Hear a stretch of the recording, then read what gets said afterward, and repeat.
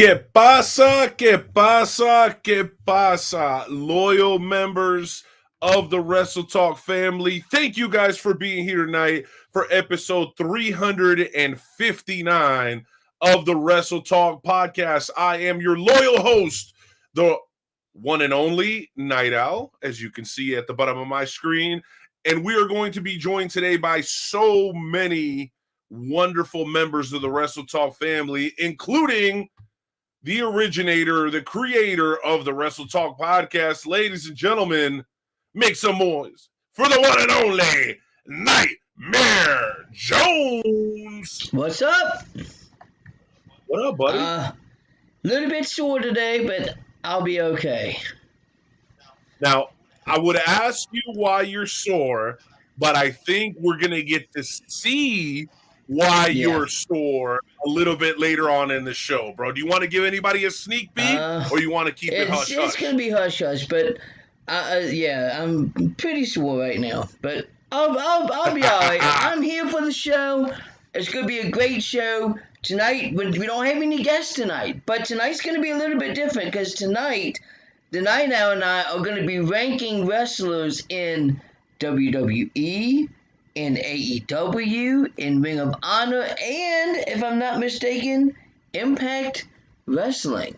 So, indeed we are. And you know what, bro? We had the opportunity to bring on a couple of guests. We decided against it because it's so rare that we have the opportunity to actually sit and talk and pick each other's brains. But even more importantly, it's very rare that we get any callers on anymore because we're so busy with guests and breaking down news and doing our segments. So guess what, y'all? Today we are officially open for business. I don't care if you're talking pro wrestling, indie wrestling, fantasy wrestling. All you got to do is drop a comment on any one of our platforms, whether it be Facebook, Periscope, which is via Twitter, IG, YouTube. It does not matter. If you guys want to come on and talk your shit alongside your boys, the Night Owl, Nightmare Jones, and Hardcore Hoss, all you got to do is drop a comment. We'll shoot you the link. Come on. The only thing we ask, well, it's actually two things. Number one, bring the heat, share the broadcast. Say it with me, Jonesy. Bring the heat, share the broadcast. Share the broadcast. And, boom, and don't ask us to have Stone Cold Steve Austin onto the podcast. And Aaron Wallace, you were officially off timeout next week because we had to put you on timeout for some of that nonsense. But I would be remiss if I didn't introduce the third member of our team, ladies and gentlemen, our audio engineer on the ones and twos in the background, baby, the one and only Hardcore Hoss. What's up, fellas? What's up? ¿Qué pasa, bro? Welcome. How we doing tonight? Pretty good. A little bit sore, but pretty good. Yeah, man. Well, John, I know you'll be on the lookout. What do you want people to do if they want to come on the show and join us today? Just, drop us a line. You can put it in the chat there, and we'll see it, and I'll shoot you over a link, and you can come on in. Boom, there you have it. All right, well, John will be in the background. We'll bring him back on momentarily. And remember, this show is about you guys. It's about SummerSlam. It's about Double or Nothing. It's AEW. Whatever y'all want to talk about, shoot. Even if you're with a fantasy wrestling group, an EFED, you want to come on and talk some trash, you're more than welcome to do so. We'll catch you in just a minute there, Hoss. Yeah.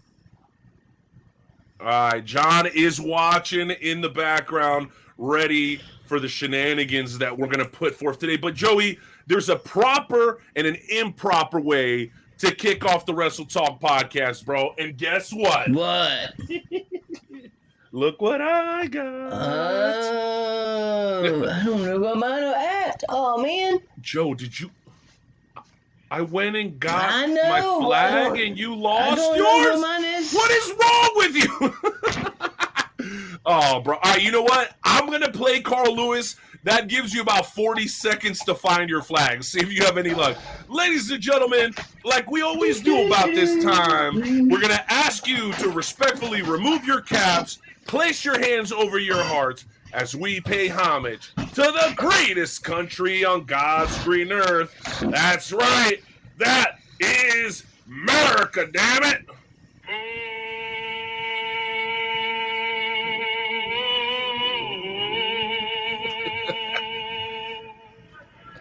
Oh, say, can you see?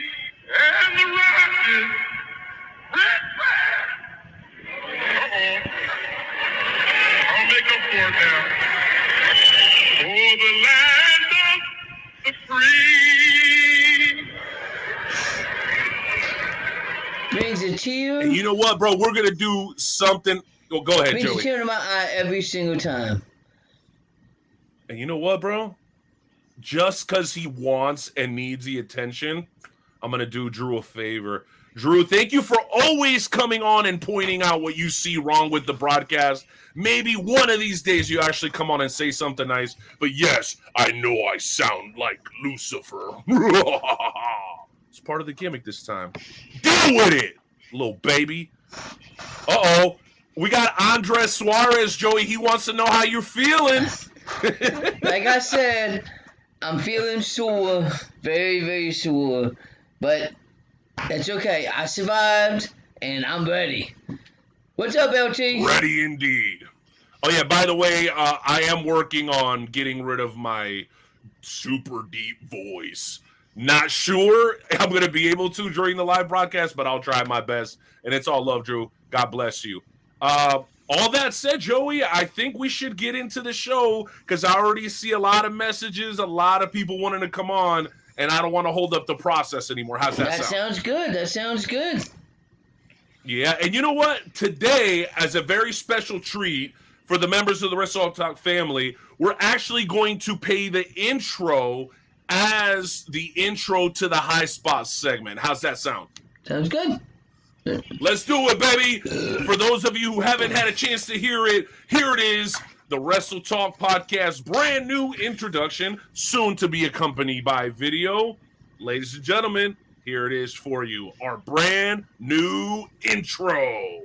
Good evening, wrestling fans, and welcome to the Wrestle Talk Podcast. For the next 2 hours, we will bring you the latest pro wrestling news, in-depth analysis of all your favorite promotions from across the globe, and much, much more. We will also bring you exclusive interviews with the greatest professional wrestling personalities on the local, national, and international levels. If you want to follow the Wrestle Talk Podcast, check us out online at www.wrestletalkpodcast.com. You can also follow us on Facebook, Twitter, YouTube, and Instagram. And now, it's time for the reigning, defending, undisputed leader in pro wrestling podcast, the Wrestle Talk Podcast. Ding, ding, ding! There we go, baby. Let's go ahead and kick off tonight's edition of the Wrestle Talk Podcast High Spot segment. Jonesy, we got a lot to cover. I know it seems like 2 hours is a long time, but it's going to fly by. Yeah. So why don't you bring your first High Spots topic to the forefront? Man, my first High Spots topic is, the cat out of the bag. Like, man, AEW debuted their new show on Friday, and, man, it got like 700 and some thousand views. So, If for a first show, it's only an hour-long show, but man, it was action freaking packed, and Christian became the brand new Impact Wrestling Heavyweight Champion. He beat Kenny Omega. Yeah, he did. I was pretty astonished by that, Jonesy, but it was for the Impact Championship. Yes. Not for the AEW Championship. Do you think he's going to be able to carry that momentum and win the AEW Championship? That's really the question that everybody's wondering. I don't see Christian as winning the Impact, the AEW. I think that the person that's going to win that one is going to be. Oh. Are you making a prediction now? Uh-oh. Putting yourself on the spot, my guy. It could really be anybody that could win that championship. I mean, it really could be anybody. It could be John Moxley that could come back. But I think the person that is going to win it is going to be Adam Page. I think Adam Page is the guy that is going to win it. And yes, everybody was all pissed off that he got his match was taken away. I'm like, but you got to understand, he just had a baby, and they were supposedly bringing in CM Punk, so it's going to happen. It's just give it a little bit of time. Give it a little bit of time. Well, speaking of people going away, one of the things I wanted to talk about is the Max Caster fallout. For those who haven't heard, Max Caster a couple of weeks ago came on and had a freestyle that offended a lot of people, which I find kind of funny because it's always like the mental health awareness gang that's the same people that are like behind cancel culture, and it's always the cancel culture people that are behind the mental health awareness. I don't really get how you could be for one and the other at the same time, because what about Max Caster's mental health? He's been told that at AEW he's allowed to reach for the brass ring. He's allowed to come out and be edgy and be a heel. He's a heel rapper is what he is. Right. And you're going to pigeonhole the guy and handcuff him. And I know he's suspended. I saw on social that he's selling his acclaimed gear, so it may be going beyond that. He may no longer be with the company. Joey, I'm not going to play it because by now I think everybody's seen it. But is all this warranted after you saw the video several times and took into consideration?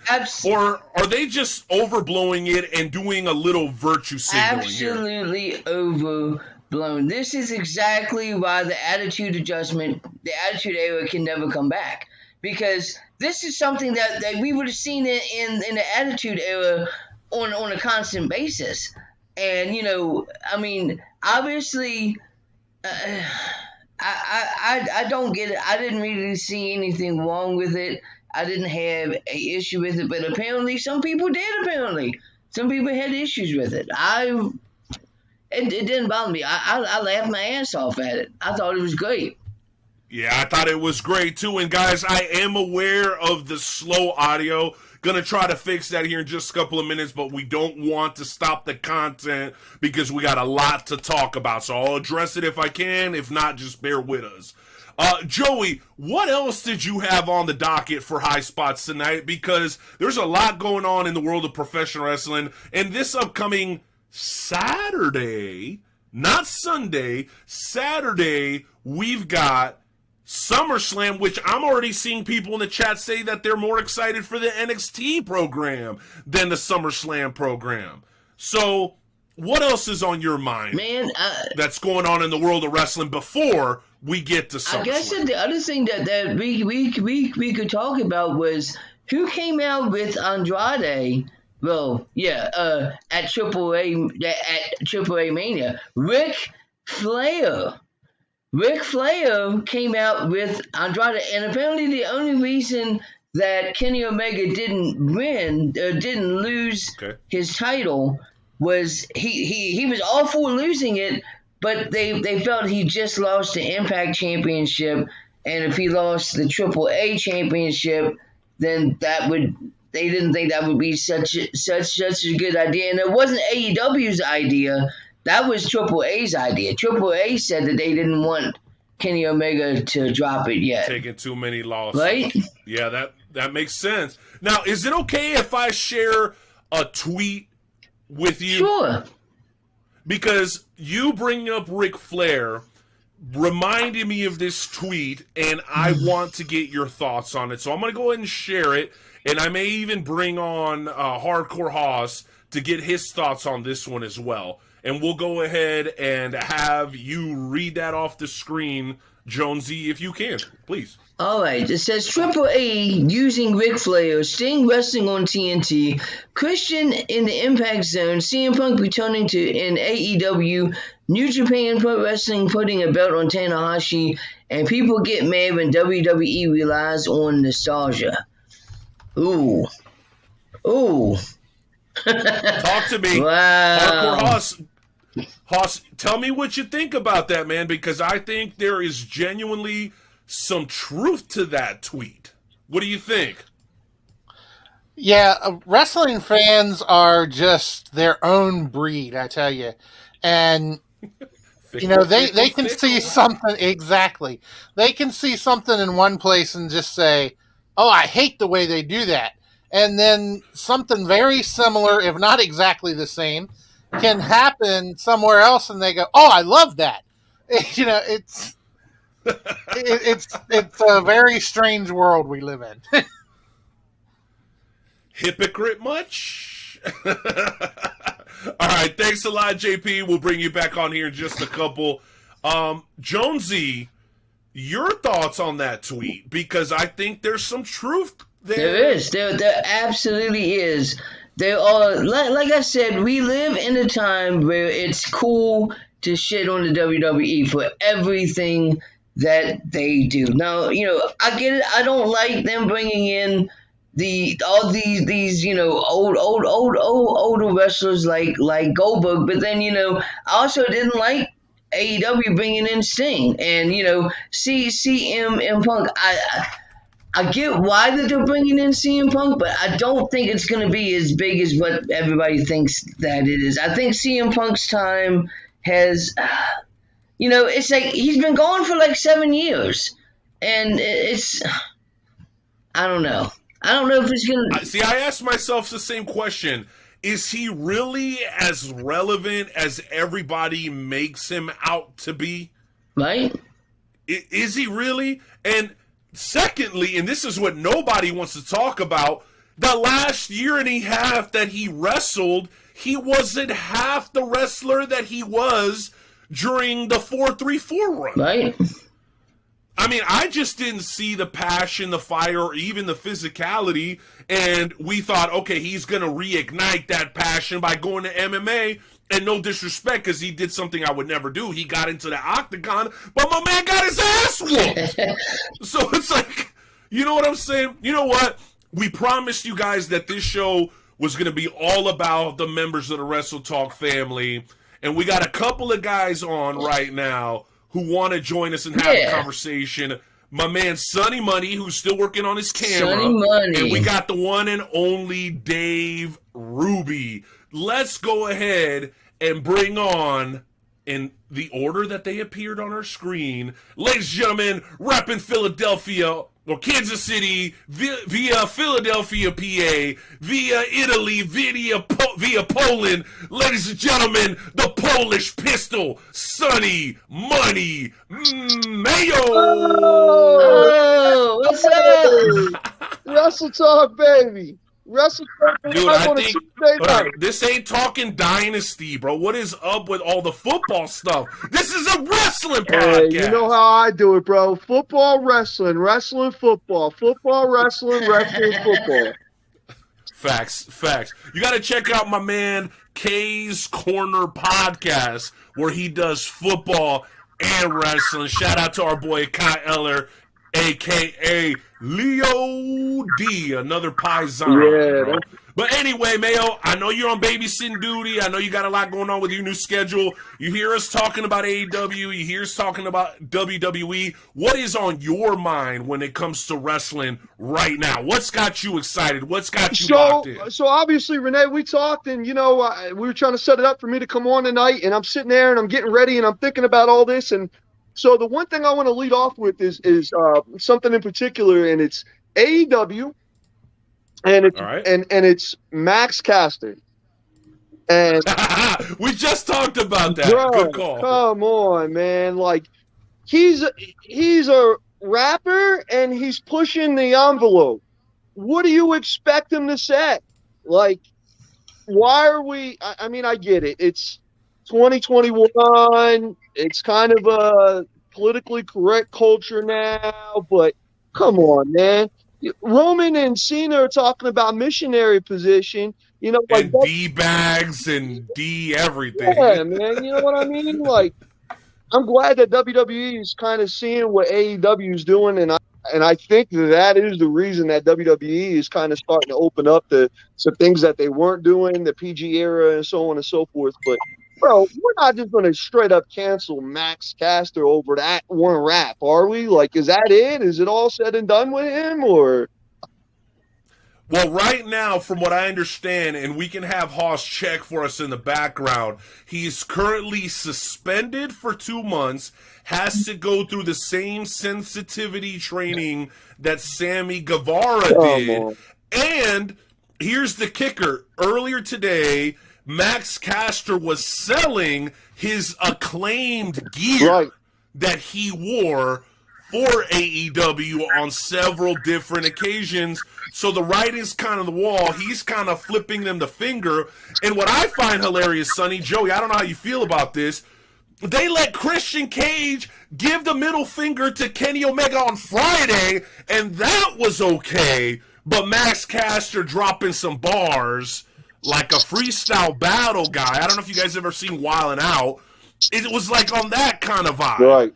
And my man is canceled not only by AEW, but the virtue signaling fans on blue checkmark Twitter. That's the last that I know. Let's bring in Hardcore Hoss here just very briefly. John, what is the latest that you've been able to dig up on the Max Caster situation?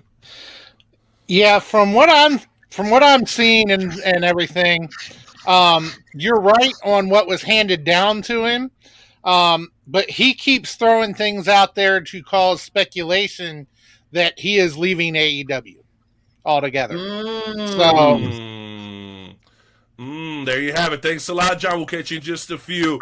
Mayo, what do you think about that, man? Are they overblowing it? And you wonder how much of it is AEW themselves? Is it Tony Khan himself? Is it or Rhodes or Bucks, whoever's back there calling shots? Is it really them? Or are they really feeling pressure from sponsors, maybe TNT, and you see the AEW billboards out on Yankee games now at Yankee Stadium. So is it coming from the sponsors?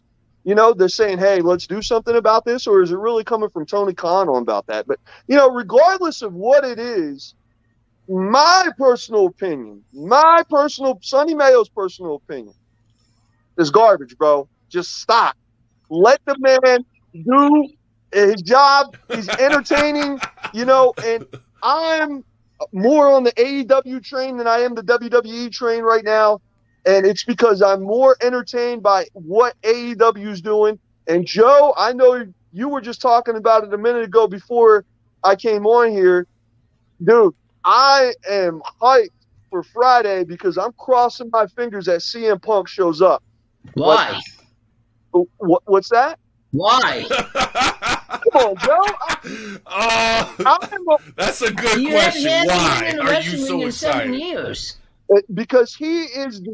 Yeah, the last time he's in the ring, he wasn't that impressive. We were just talking about that. But name me a CM Punk wrestling match. You know what I mean? Like when you pull up, just type in CM Punk on YouTube. What you're going to come across more than anything is his promos. And CM Punk was that shining light in that PG era that he came out with the Stone Cold shirt on. He said, what's up to Colt Cabana? He said, what's up to New Japan? He said, what's up to Ring of Honor? He was, you know what I mean? Like, he was our indie. He is a lightning rod. I'll give that to Sonny Money. He is that. He was our indie wrestling internet darling that came in, that 2004-5 era with AJ and Samoa and Chris Daniels and that whole Ring of Honor crew, bro. Like, that was so on fire.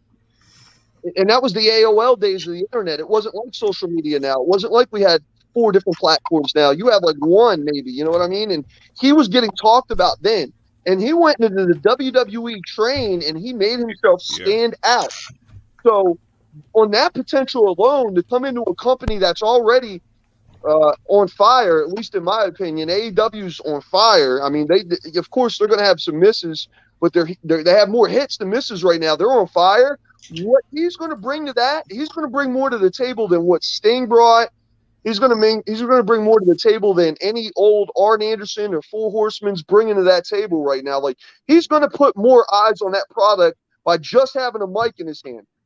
And I think that's what he's going to end up doing. It's just going to be, he's going to be commentary. He's going to be a manager. He's going to come out there and cut promos on MJF and Cody and everybody. And it's going to be really interesting and really entertaining. And he's always entertained me. And I'm a massive CM Punk fan. So I okay, question. Will you be disappointed if he's not wrestling on a regular basis, or if he gets the Brock Lesnar treatment, has a match, disappears, has a match, disappears? Because I'll give AEW this. They brought in Christian Cage. My expectations for him were very low. He's been wrestling every week. He's been main eventing, and he's been surpassing expectations. And I think him and CM Punk are roughly the same age, if not Christian is a little bit older. So will you, and this question goes to you, Jonesy, as well, would you be disappointed if CM Punk makes an appearance, but he's there only on more of a Brock Lesnar part-time basis? Why don't you take that one first, Joey? Not really. I mean, I don't think he needs to wrestle every single week. I think that him wrestling, every once in a while would be good enough, as long as he continues to cut his promos, because he is very, very good on the microphone. 100%. I'll give him that. Yeah. And like you said, he's good. He's basically on the mic. I'm not expecting him. I'm not expecting him. I'm expecting that 2, 3, 4, 5 times a year of a wrestling match with CM Punk. And from everything I'm hearing on the dirt sheets and everything, they're saying that he's been in the ring and he looks good. He's doing some stunt work for that show Heels. They said, when he was doing that, he was looking real good and he was looking sharp. So hopefully he comes back and looks better in wrestling than what he did in his UFC career, because that got flushed down the toilet real quick.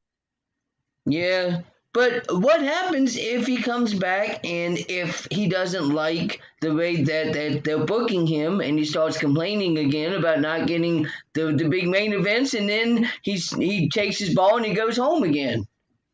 Well, I could not agree with Joe more, because just as much as he's known for his promo game, he's just as well known for his bitching and complaining game. And that was a big part of why guys like me didn't like CM Punk, because he always walked around like an entitled prick. He acted like he was Randy Orton or John Cena, and he never was. Yeah. That was part of the issue that I used to have with CM Punk. And what he was delivering in the ring, maybe his mic skills were crazy good, but what he was delivering in the ring, especially that last year and a half, did not equate to what he was demanding that he get. Because if it would have been up to him, we would have never got the Seth Rollins push. We would have never got the Daniel Bryan push all the way to WrestleMania. If it would have been up to CM Punk, it would have been CM Punk getting that push. And we all know CM Punk can't do babyface. He's pretty much strictly a heel, and an entitled one at that,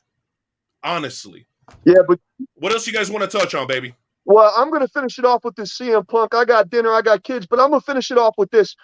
So do you, and I agree with you, Renee, and I also agree with you, Joe. His skills were mentioned that last year. But how much of it was, and then I don't know if you guys listened to the Cole Cabana podcast where he talked about that last year. He was beat up. Like, he had a busted knee. I believe that. Elbow. He was beat up. Now, again, not to toot this train, but again, you go back to them Ring of Honor days. You go back to the matches to what brought him to that WWE dance.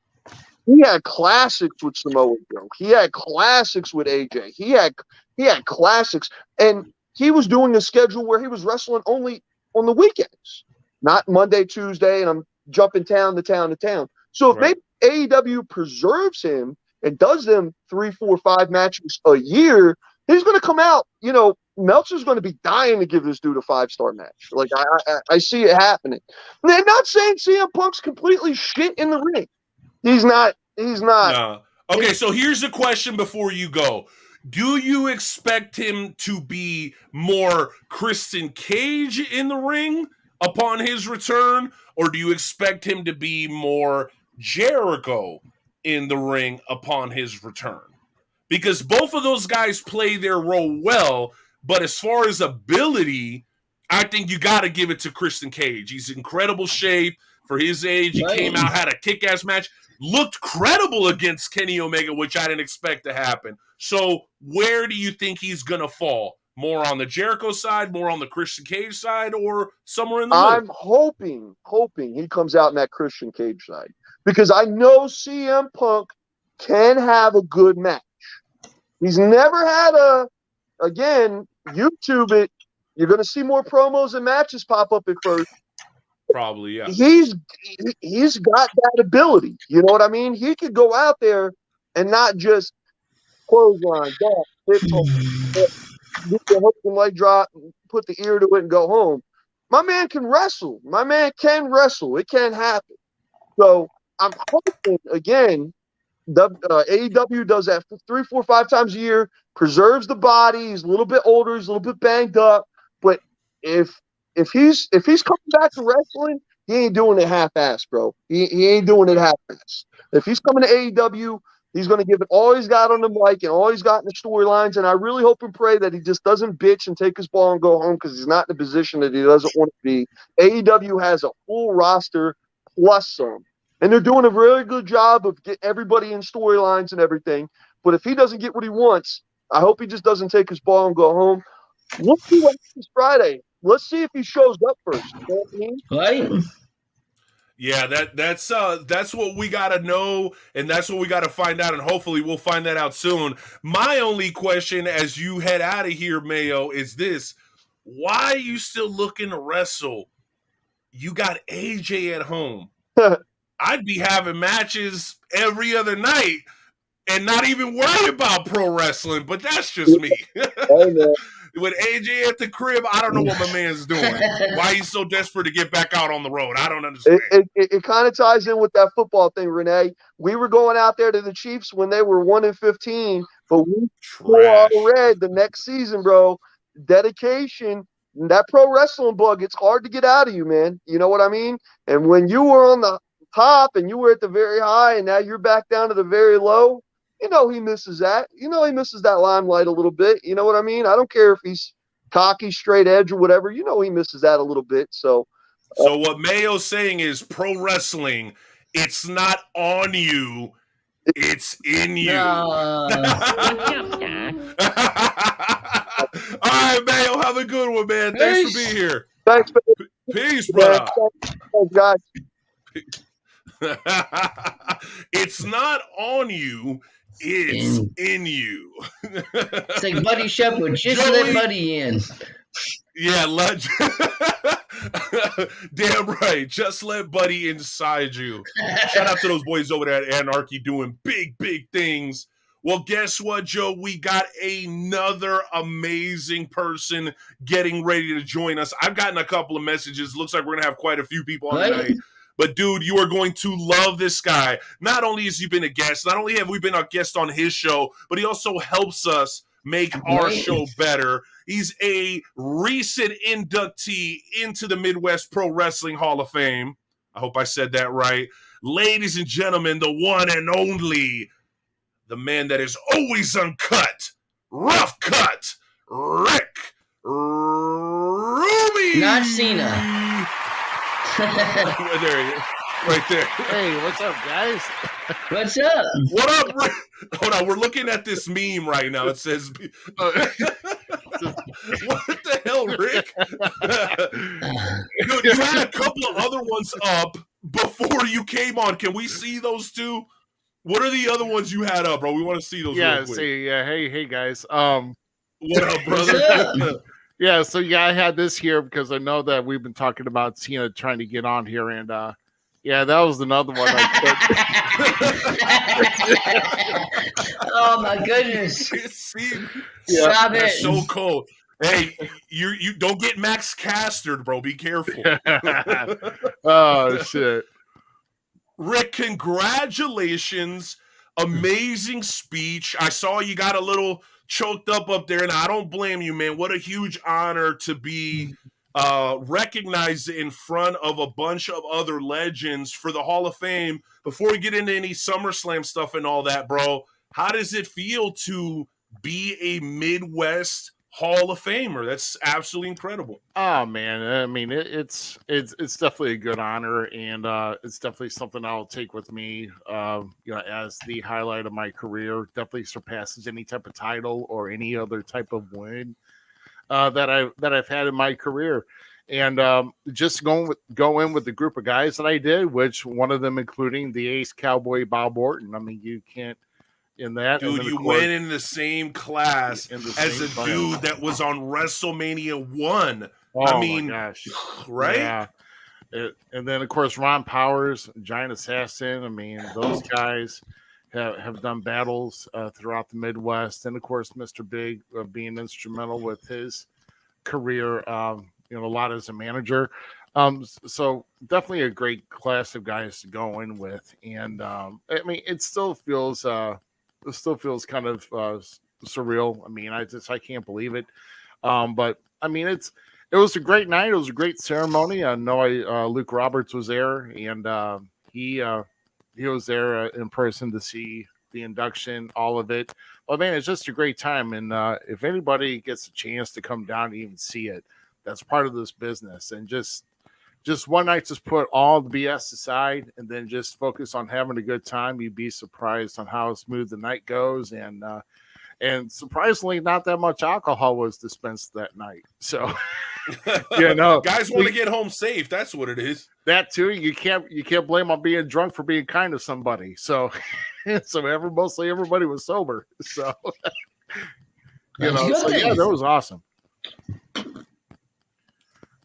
Well, Joey, I'm going to let you jump on here. I know you want to congratulate Ruby as well. And then, as you know, we're talking all things wrestling. We decided to not have a featured guest this week, Ruby, because we just wanted to get into the nitty-gritty of everything going on in pro wrestling. But, Joey, I'll let you have the floor here, man. What do you got on your mind?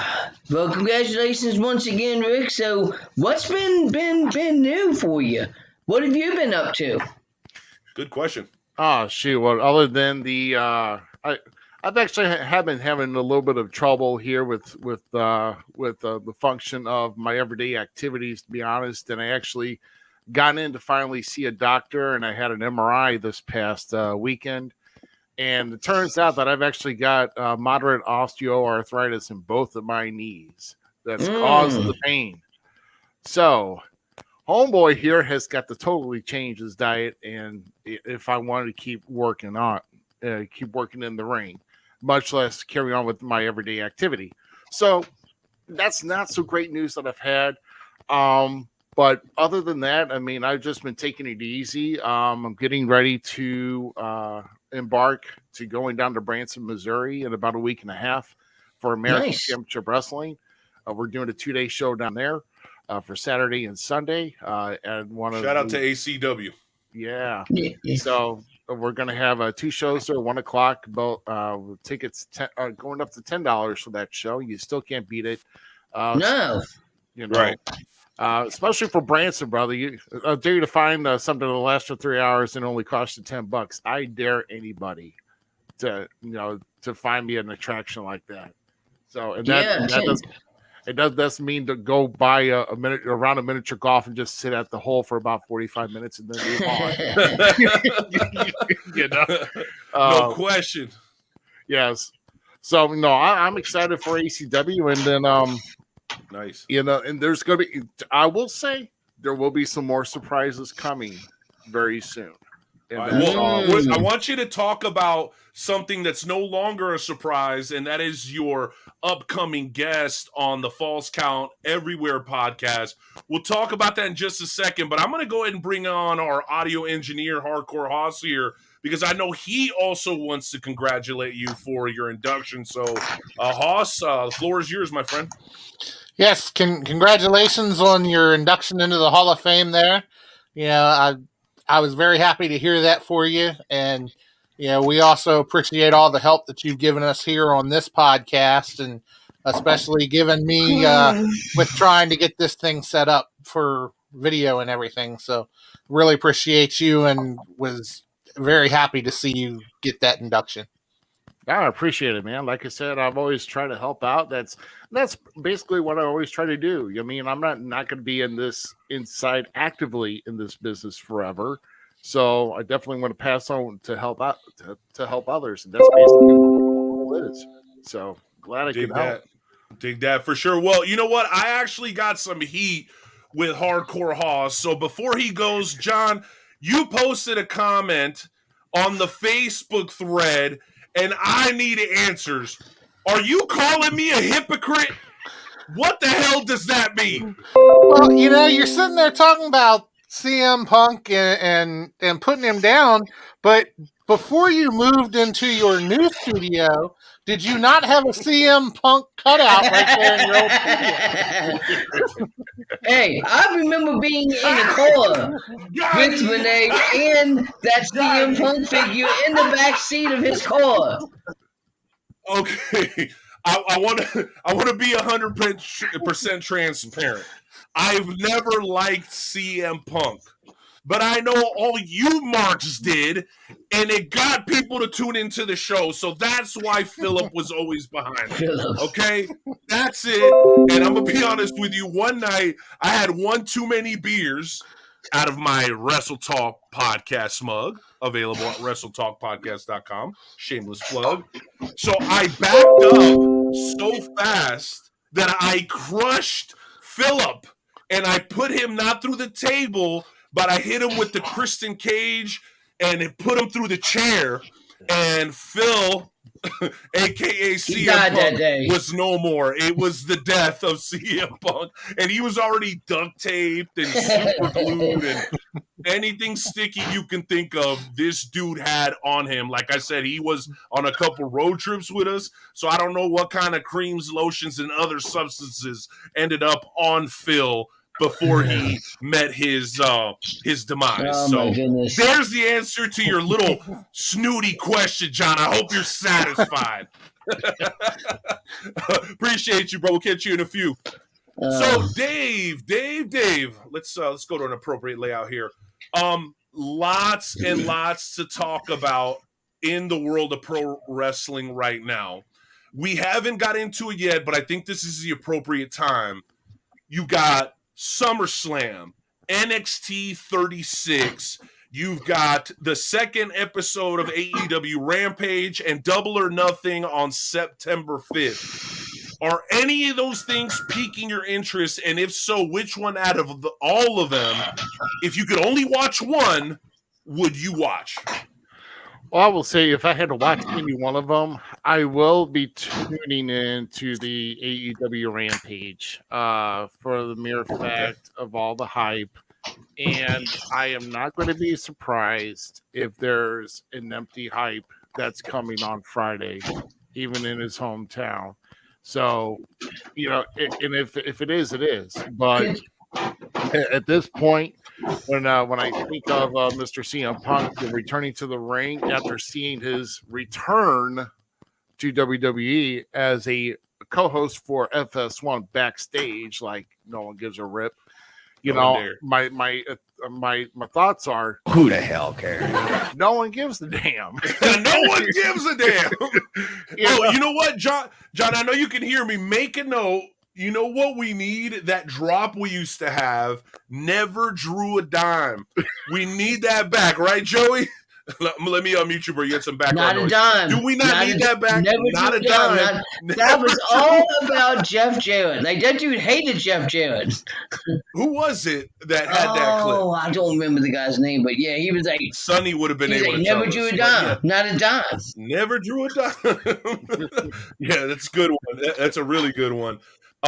Joey, same question to you. Rampage, SummerSlam, NXT 36, and of course, Double or Nothing. Let's just say NXT, SummerSlam, Double or Nothing. If you could only watch one, which one would you watch and why? I kind of want to watch... I think Joey's got some background noise going there. It's like a blender or something. Maybe he's He's got somebody making him a margarita that he'll drink out of his Wrestle Talk podcast mug. Could you go make me a smoothie? Shameless. No, screw a smoothie, bro. We got some fat-free margaritas that we can make for you. Well, okay, so let me jump on to something else here because I think you'll have an interesting perspective. Ric Flair made an appearance in AAA, recently released by his request from his WWE contract. What is Ric Flair doing? Is he becoming a caricature of himself? Or are you kind of happy that the old man can just do whatever the hell he wants to do and you're going to pretty much enjoy whatever it is that he does? Because some people think that he's doing himself a disservice by popping up with Andrade, which obviously Andrade inevitably lost, and everyone's speculating that inevitably he's going to end up in AEW. Your thoughts on the 16-time world champion? Well, Flair gives, I mean, obviously he can't commit to a major company right now because of the whole clause that, the WWE puts in there. But obviously, I don't know how the AAA thing got squeaked by and how he made his appearance. But, obviously, we know what Andrade's wishes are, and as far as who he would like to have alongside with him in AEW. Now, this also gives opportunity for Mr. Flair to even take on more independent bookings, appearances, signings, whatever, without having to tie even more, even having to tie down with the WWE contract. So, is he doing himself a disservice though, Rick? Because he looks rough out there. Even in the there's like a car commercial that he's in right now. I think it's like Car Credit or something like that. Shield. He just Car Shield, the Car Shield commercial. He just doesn't look great to me. No. What do you think? No, you can tell. He is starting to show his age more, and he is starting to slip a little. So I noticed that too. As far as getting active along, as an active managerial role, I think he's going to struggle at that, to be honest. And no discredit to Ric Flair because, he's done his time. He's proven himself in this industry. Right. But sometimes, even with Terry Funk, even with those, you got to know when to say when, even if you retire 40 times. But, you still have to proceed on what good you can do in this industry.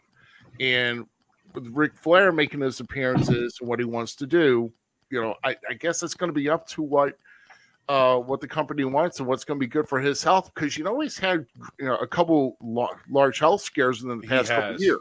Mm-hmm. Rick's got to look after Rick for his health and being there for if he's got grandbabies. He's got to be there for family, at the end. He can't really devote his entire time to this business. And I can't even believe we're asking ourselves this question. I'll go back to you on this one, Joe. I know you had somebody making you a margarita in the background, but bro, Ric Flair, is he doing himself a disservice? Is he kind of taking away the luster a little bit from his legacy with some of the stuff that he's been doing with the getting Lacey Evans pregnant, and I don't know, bro. It's just strange in general. I think that Ric Flair is doing everything that he can to continue to make himself relevant. I think that's basically what Ric Flair is doing. He's doing whatever he can to make himself more relevant. Because, he's not wrestling anymore. So he's got to do whatever that he can to continue to be relevant. And that's why, he's doing, rap videos that he was in and, the commercials and, backstage he was with Andrade, which Charlotte was backstage too. But the only reason that she didn't come out was because WWE wouldn't let her come out. Yeah. I think that's a great point. And I am starting to believe with the trend that AEW is setting, it might have been a good thing to let Charlotte come out because clearly that fourth wall has been broken. Mm-hmm. The proverbial What are they saying? The golden door, the hidden door, the forbidden door Yeah, the forbidden has doors. been open. So how much longer is WWE gonna wait to jump on? Because they're gonna miss it like they did that first year and a half when WCW broke that fourth wall and started to do what they were Yeah. doing. Do you think they're going to be maybe a little bit late to the party because of how possessive they are with people's names, their likeness, and all the bullshit that they're so known for? I guess I'll throw it to you first, Dave. What do you think? I mean, as far as with AEW, I mean, too much of that out in the public is not really great for the business. At least for me personally, you can't reveal all your secrets. There's the old school in Ruby coming out. I like it. Yeah, I mean, I'm always going to be for old school. That's always going to be with me because that's how I was raised and that's how I was taught in this industry. But with WWE's attempt to even try to even break this fourth law or try to get edgy or whatever. I mean, come on. I mean, there's certain ways to do it. And even with the tacky promo between Cena and Reigns, I mean, come on. I mean, talking about missionary, like what Sonny did with missionary positions and then talking about, failed engagements and all this other stuff. I mean, come on, dude. Really? I mean, you got to give something to the fans. I mean, other than like with cheap pops or cheap shots at somebody here. All in all, the most important thing, what's going to make a company go is what kind of product you can put in the ring. And I'm not talking about, and then also, if you're watching TV, reason why I don't watch much WWE, guys, to be honest, is because all these guys are giving a freaking 50-page script for every show, and they got to follow through, and they got to read everything. Okay, let me stop you right there. Let me stop you right there. So, a recent report claims that Roman Reigns, in a shoot interview, said that he hasn't been given a script. Shout out to Herb Simmons, the legend, the Hall of Famer himself, the one and only SICW's Herb Simmons. Thank you for being here. Shout out. Again, Roman stated that since he started the head of the table tribal chief gimmick, he has not been handed a script any longer. Number one, are you buying it? And number two, do you think he's about the only one? Because to me, it seems like everybody else continues to be awfully scripted. Just my thoughts. What do you think, Joe? Yeah, I think that if that's true, then he's the only one. But I would have never thought that Roman Reigns would be able to cut a good promo, but he's actually doing pretty good. He's not bad. Like he's really came a long way from suffering succotash. That's good, Joe. I can't believe you remember that. Rick, what do you think, buddy? Well, one, it could be because you're the one that brought up the scripted promo thing, right? So it looks like they're trying to get away from it. Well, let me say that on a side note, though, the Thunderdome really killed a lot of things for doing scripts. Facts. And thank God that's gone. Maybe it'll get better in time with live crowds now. But I will say this: I think that some of it was off script, not entirely, because you got to hit points. And number two, I've seen better promos. And that's all I'm saying. And I can go shots fired. I don't care. But I've seen much better when I hear Roman behind the mic. It's like, shots fired. Yeah, that's what he was waiting for. Yeah. So I mean, I don't know. Some of these promos, these heel promos, it's like the way they pronounce their speech is like you're trying to put somebody slower to sleep than a overdose of melatonin, dude. You got to put some emphasis and some excitement into your promos. You got to make people feel something. For me, wasn't doing it. Yeah, you can do that, or you can take it to the extreme. Have you guys seen the dude that comes out with Nakamura and does Boogs? Yeah, Rick Boogs. Ah! What a dumbass. What a dumbass. Dude, him and Riddle are my two favorite things on Raw right now. Man. Bro. Very, very good. So, since we've got a couple of minutes left before the break, let's go ahead and dive knee deep into the SummerSlam / Double or Nothing conversation. So, from the Raw side of the roster, and Joey, I know you could probably pull this up from the messenger. Why don't you run down the matches from Raw for SummerSlam?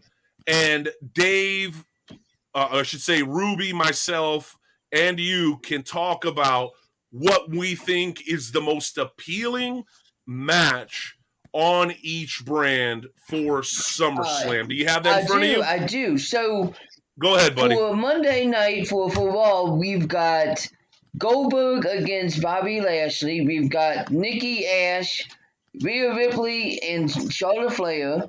We've got Sheamus against Damian Priest, Drew McIntyre against Jinder Mahal, and Eva Mourinho against Alexa Bliss, and AJ and Omos against RK Bro.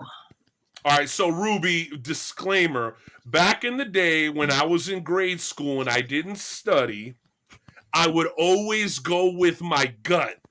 And whenever I went against my gut, I always did worse than when I did just go with my gut. So what does your gut tell you is the match that would make you be willing to watch? Or is any of that tickling your pickle and moving the needle enough for you to say, hey, I really want to see that match? And if not, why? Okay.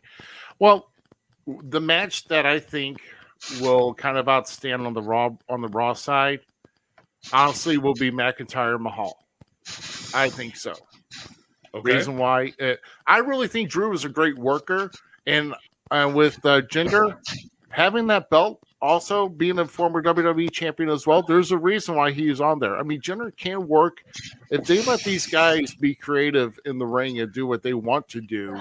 These guys can actually put on at least probably, I would say, a solid 4-star match. But I think from the Raw side, I think that's going to be the best one out of that. All right, well, same question to you, Joey. You read the matches off.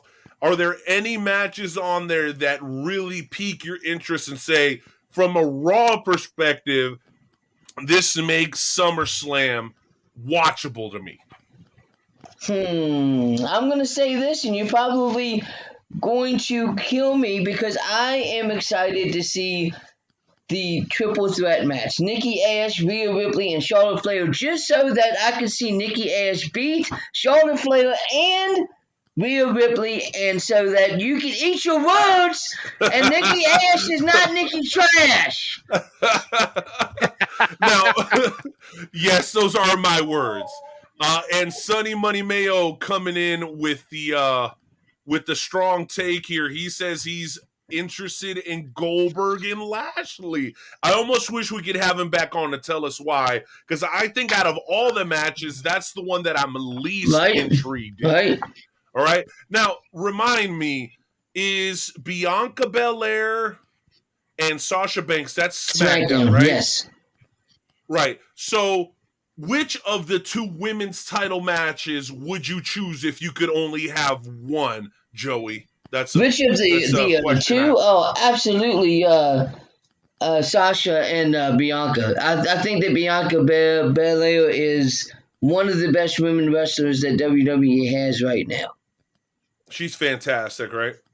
Okay, so we're not completely on opposite ends of this, because I think that match probably would be more entertaining than the Nikki Ash match. So for me, it's definitely RK Bro versus Omos and AJ. And let me tell you why. Every box that I like to check off for matches that I think are highly entertaining are checked off. Number one, highly talented competitors. Number two, a good combination of both young and old talent. Number three, there is, without question, an entertainment value to both tag teams, because you're kind of starting to wonder when Omos is going to have enough of being a boss around by AJ, and then you've got the dynamic with Randy and Riddle. So, and it's somewhat unpredictable. As a guy who's got to make picks for the fantasy group, I really don't know who I'm going to go with, and I hate matches that I kind of have a pretty good idea of who's going to win.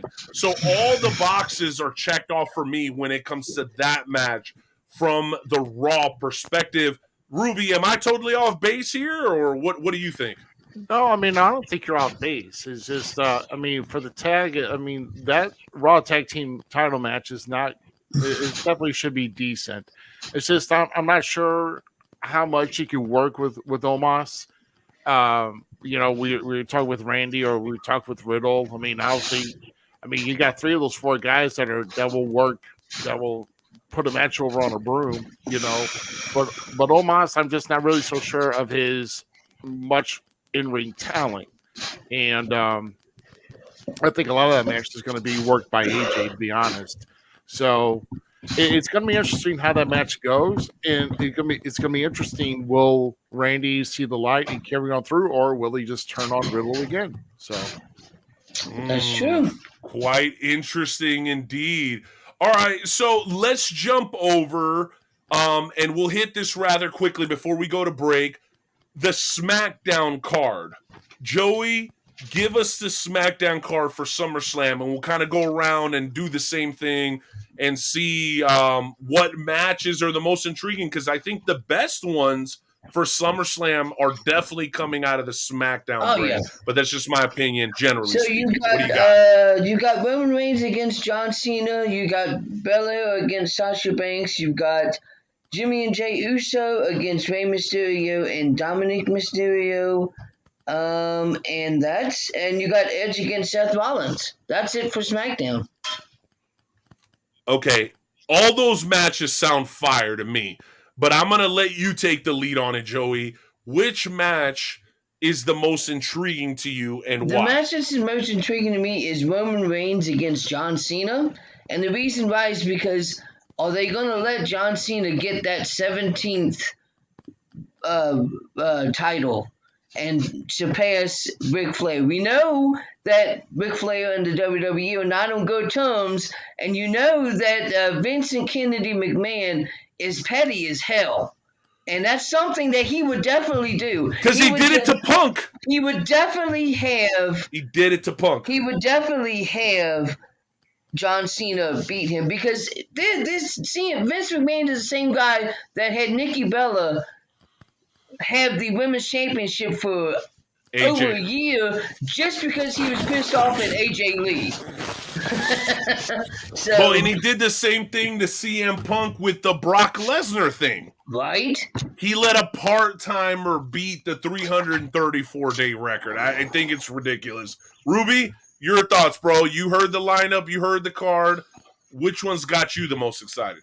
I think the most intriguing match out of the SmackDown brand, Edge versus Rollins. That's a good one, too. Edge has really proven himself after coming back from injury. Rollins, I mean, some people may not like the way he presents himself. He comes off as a douche. But, hey, that's the way that you do when you're a heel. And Edge and Rollins will tear it up in that ring. I'm pretty sure. You let these guys, like I say, you let these guys do what they want in the ring, and they can put on. It's going to be a better between 4. I would say 4.5 star match if I would predict between Edge and Rollins. Okay, well, here's where I get heat, because the match that I'm most excited about and most intrigued by is a match that Joey didn't even mention. Alexa Bliss versus Eva Mourinho. That's Raw. Is it? Yeah. Oh, my bad. And I did mention that. Sorry. Brain fart. Well, let me hit that one real quick then, because I wanted to get it off. None of us have seen Eva Marie wrestle. She's pinned herself into a corner by slapping Doudrop twice. Do you guys think she can actually wrestle now? Because I think that's the biggest question mark in all of women's wrestling right now. Can she actually wrestle? She's been back for months and still has not had a professional wrestling match. Do you think, and this is why I think it's so intriguing, I'll give you guys my SmackDown one in just a second. Do you expect to see her actually working a professional wrestling match? And how do you guys think she'll do? Because I'm very intrigued by that. She doesn't need to wrestle.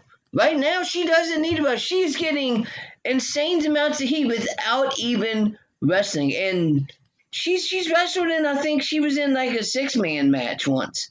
But she didn't do anything. She just, Doudrop would go in and do stuff for her. Yeah.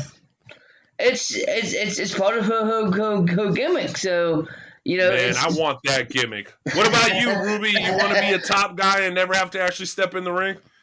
Well, I would rather be a top guy that's proved myself and not step in the ring again. But what has Eva Marie done other than couldn't carry herself in an NXT women's title match several years back? So yeah, I don't know.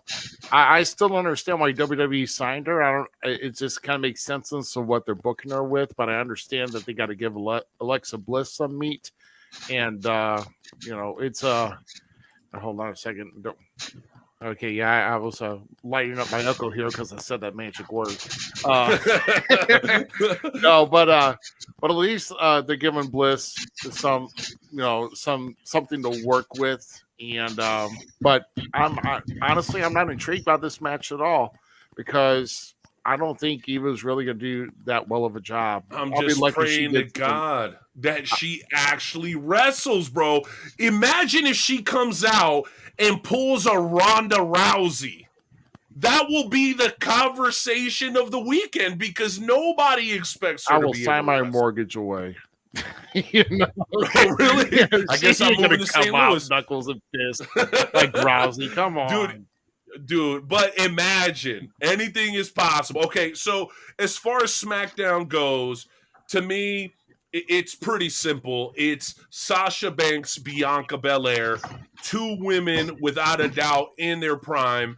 One who helped usher in the women's revolution in pro wrestling, and now the woman who seems to be the one that is poised to take that baton forward for the next 10 years in professional wrestling. I wonder, though, because Sasha Banks has had a pretty checkered history in big pay-per-views. She always seems to lose at big pay-per-views. She can't seem to retain championships for very long at big pay-per-views. And clearly from an athletic and a storyline standpoint, these girls are doing probably as good as you can do going into a SummerSlam as far as like the history that they have, the personal beef of it. You know, you're kind of in my spot. We've got a lot of similarities or whatever. So I think without a shadow of a doubt, the women's match between Sasha Banks and Bianca Belair is the most much-watch, intriguing match for the SmackDown brand come SummerSlam 2021. So all that said, gentlemen, let's come on together once again. Is there anything else about SummerSlam, because I know we'll talk a little bit more AEW in the second hour, that you guys are happy about? I know for me, it's the fact that we're going to have a live crowd. That's probably the biggest thing, Ruby. You kind of alluded to it earlier about the Thunderdome, but just the fact that we're going to have people in the building, being rowdy, making noise, no matter what matches are out there. That's right, you are the shiznit. No matter who's out there, what matches are booked, the fact that we finally got a big 4 pay-per-view with a capacity crowd just makes me that much more excited. Go ahead, Ruby. What do you think? What else has got you excited about SummerSlam before we close this out? I would say morely the crowd. I mean, it's going to be down to Vegas. Vegas is going to be popping, and I really think that the crowd's going to really make or break at how this pay-per-view and how people who are watching across Peacock, which hopefully, by the way, Peacock, hopefully you have your streaming capabilities straightened out for this one because there's going to be a lot more people watching. just by the way. And so Peacock, you got one job, don't screw it up. And so hopefully this crowd will get everybody excited here. And I'm actually intrigued by kind of with Cena. And well, I mean, I'm going to see how long Goldberg can go without guessing. I'm going to guess about 2 minutes. That one, bro. What's the over under on the Goldberg match? What do you think? Is it like 2.5 minutes, 3 minutes? I think 5, Joey? What'd you say? I'm gonna give it 4.5. 4.5 minutes. So you're taking the over. What are you doing, Joey? You taking the over on 4 minutes? Okay, let's get you back unmuted, Joey. I think you're muted, buddy. 5 minutes. No, it's not going over 5 minutes. I think you got yourself muted, but I can lip read pretty well. Yes, 5 minutes maximum. 5 minutes max. So you're taking the over on 4 minutes. Okay, got you. I am actually taking the over as well because I think Bobby Lashley is that damn good.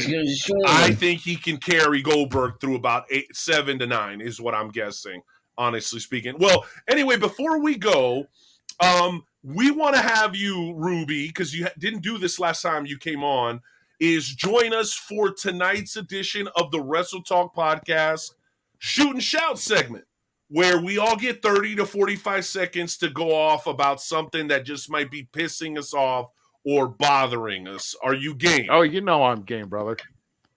Yeah, baby. Joey, you got a shoot and shout tonight? Oh, yeah, I do. All right, baby. And guess what? We got new music for the shoot and shout segment. Hopefully you guys dig it. Ladies and gentlemen, let's go ahead and get into it for episode 359 of the Wrestle Talk podcast, the world famous Wrestle Talk podcast shoot and shout segment. Hit that music. It's just one of those days when you don't want to wake up. Everything is fucked. Everybody sucks. You don't really know why, but you want to justify. Head off. No human contact, and you interact. Life shines on track. Your best bet's to stay away. The wheel gets me every time. All right, Joey, what you got, baby? Get it off your chest now. My shoot and shout has to do with what happened to me this past weekend. I was in a wrestling match as a referee, and the wrestlers put their hands on me. They picked me up. They slammed me down into the mat. And do you think that the fans cared about Nightmare Jones? No. The fans cheered. The fans laughed at me. The fans thought it was hilarious. Not a single wrestler came out and helped me. I'm laying there dead in the ring because and nobody seemed to care about Nightmare Jones. Oh. Nobody. And guess what, guys? We actually have footage which we will play right after the break. Great. So make sure you guys keep it locked in to the Wrestle Talk podcast. Ruby, you're going to want to stick around for this. All right, Ruby, what do you got for us, baby? What's on your chest? What do you need to let the people know? Hey, man, it's actually not about wrestling. It's about everyday life. It's about how we're living today and how you travel. Fellas, women, whatever. If you are a driver and you driving your car, for God's sakes, do not get in your car, roll up your windows, and put on your mask before you start your car if you're by yourself or with somebody else. Please. There's no type of particles that have been in your car that's going to affect you with the vid and get you sick, okay? If you walk to your car without a mask and then put it in after you shut your door with your windows up, what sense does it make? Are you a TTD? Stop doing that. A lot of hypocrisy out there. And guess what? Yo, you guys seeing this comment? My man Vincent Vega said, are there 2 Joe Lances on Wrestle Talk man. now? Am I seeing double? You guys do look alike.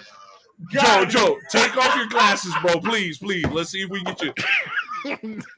And he's got your color on, Dave. Oh, he's got your color on. The lime green, son. Oh, man. Oh, Don't hate man, bald people, indeed. Vega. Don't hate the baldies. Yeah, this dude's got all kinds of hair, braids, and stuff. He's a real asshole. Which, by the way, we're playing his song Triple H off his new album, The Hottest in the City, Time, and Space, the one and only Vinsanity, baby, is going to be our break song. So you guys want to hear my shoot and shout for this week? It's hard for me to have one because you guys know I'm coming off COVID, and I was very sick. My wife was very sick. My kids were sick. Everybody's fine now. So I'm really happy and excited. But here's the one thing that really seems to be bothering me right now, and it's really simple. Why is it? Why, oh, why is it that we as humanity can never be satisfied? Right? I talked about it a couple of weeks ago. AEW is digging themselves a hole. And here's why I say that, and it's how it relates to my shoot and shout. You have developed an expectation that every couple of weeks you're going to have some new former rock star, big time superstar show up. Let's go down the list, shall we? Recently, the talk has been about CM Punk. And just before that, it was about Christian Cage. And right after that, it was Andrade. And right before that, it was somebody else and somebody else. So I've gotten to the point where I'm kind of frustrated now with the AEW fan base. Are you just not going to be happy unless Hulk Hogan and then Nash and then Scott Hall and then Sting and then every single effing person who's ever been on wrestling television makes an appearance at some point? Or can we stop and look at the greatness that you already have? You got Jungle Boy. You got MJF. You got Darby Allin. And y'all are talking about a guy that might not even show up? CM Punk? There's no way he's going to be a better wrestler now than when he left 7 years ago. Stop being a malcontent and discontent with everything. Joey, Ruby, it makes me so frustrated because these guys have so much amazing talent that don't ever really seem to make the headlines. Why? Because the AEW fan base is obsessed with knowing who's next. You got Brian Cage blowing in the wind. You got guys like Max Caster who have some real presence that are getting suspended over bullshit. It just drives me nuts. Now, I will say that as frustrated as it makes me, on the other side of that coin, we have like the Fuego del Sol thing that happened, which I don't know if you guys saw that on Rampage, but without a doubt, it was the highlight of the night. Sammy Guevara came out, gave the kid a contract after he lost to God's favorite champion, Miro. If they do more shit like that and less shit like what AAA did with Ric Flair and Andrade, I truly think that AEW is going to have some staying power, and they're going to have staying power not based on all the ex-famous guys that they bring on, because now they even got Mark Henry on commentary. They got Taz on commentary. Oh, my gosh. It's like 4-man commentary team. The Big Show. Develop and grow around the Big Show. Grow your show around the upcoming talent. Sprinkle in the legends, not vice versa. That's my shoot and shout. You know why? Because I said so, damn it. Ruby, Jonesy, awesome, great hour of the show. Rick, again, congratulations on your Hall of Fame induction, man. We could not be happier to be supporters of Falls Count everywhere. Before you go, though, I know we teased it earlier. Who do you got booked for your upcoming show? Because I know that this man is a loyal and longtime friend of mine and also a longtime member of the Wrestle Talk family. Right, yeah. So this Thursday, we've got the one and only from around the Kansas area. We got Johnny Rocco, who will be our guest. And, of course, we go live at 8 o'clock Central Time. On this coming Thursday night will be myself and Mr. GQ hosting the festivities. And like I said, Falls Count everywhere is where you need to find us, either here on Facebook, where we'll stream Facebook Live, we'll stream YouTube, False Count everywhere, and then also the same on Twitch. So all 3 feeds will be going at the same time on Thursday night. So there will be a way to see us. Indeed. And Hardcore Hoss said, Steve Austin is all elite. Turn the cold. With that, thanks a lot, brother. We'll catch you guys in the second hour. And make sure you stay tuned to watch Nightmare Jones get his ass whooped on video right here live on the Wrestle Talk podcast. You guys do not want to miss it. For now, though, we are going to throw to our boy Vince Sanity, the one and only, the hottest in the city, time and space, with his smash hit off of his most recent album, Triple H.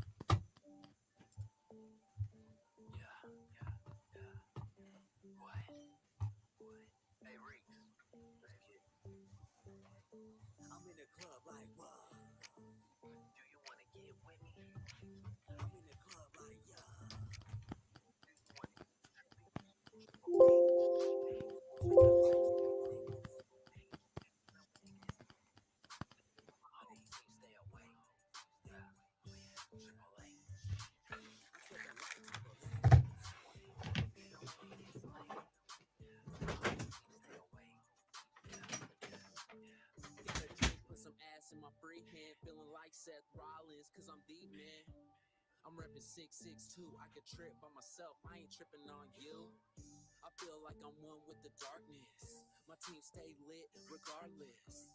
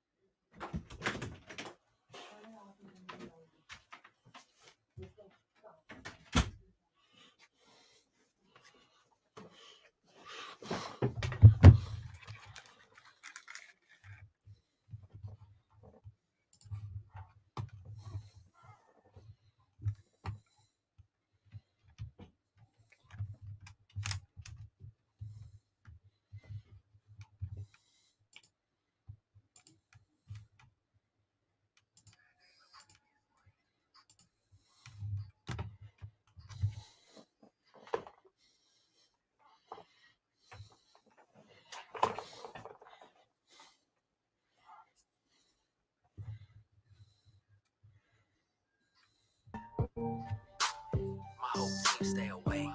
Stay away. My whole team stay away. Stay away. My whole team stay away. Stay away. My whole team stay away. Stay away.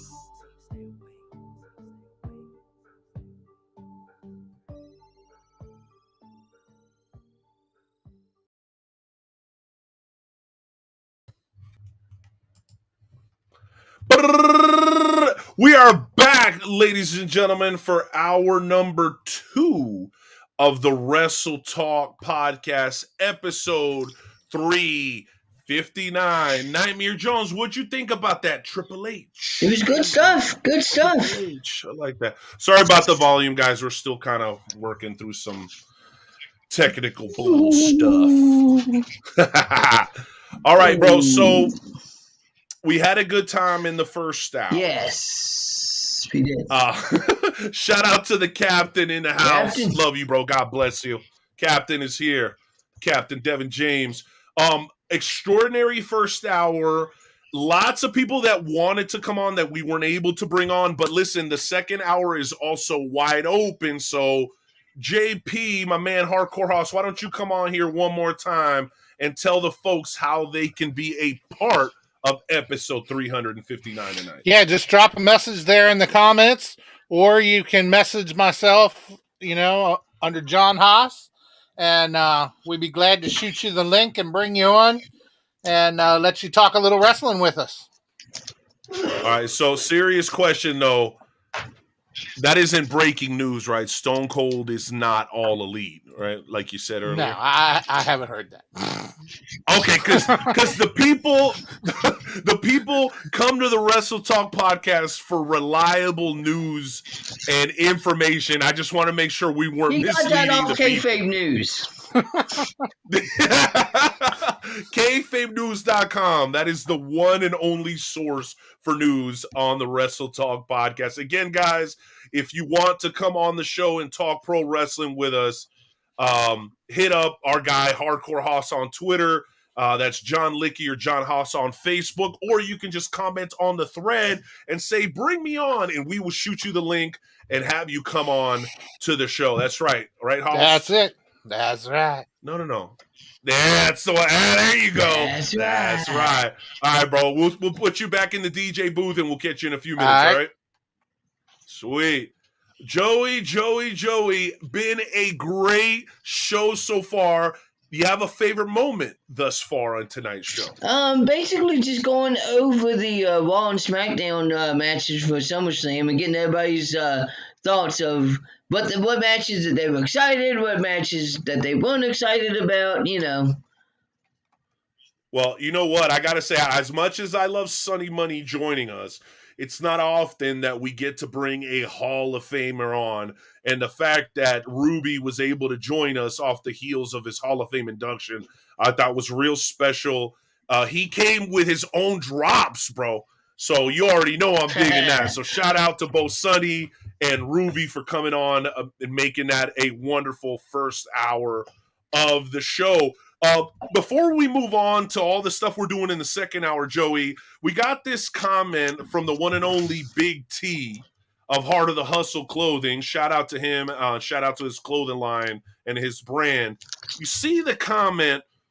Are you in agreement with what Big T is saying, that Charlotte is inevitably going to end up in AEW, or is she just too valuable to let Charlotte is very unhappy in WWE right now. She's unhappy with the way she's being booked.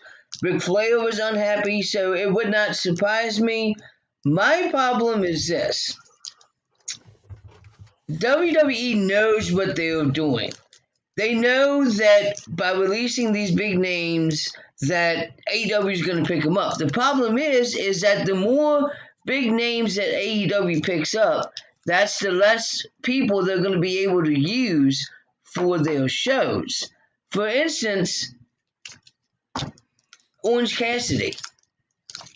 I haven't really seen much from There's another one. I haven't really seen much from Orange Cassidy recently. Like, he's just been walking around and stuff, but, first it was,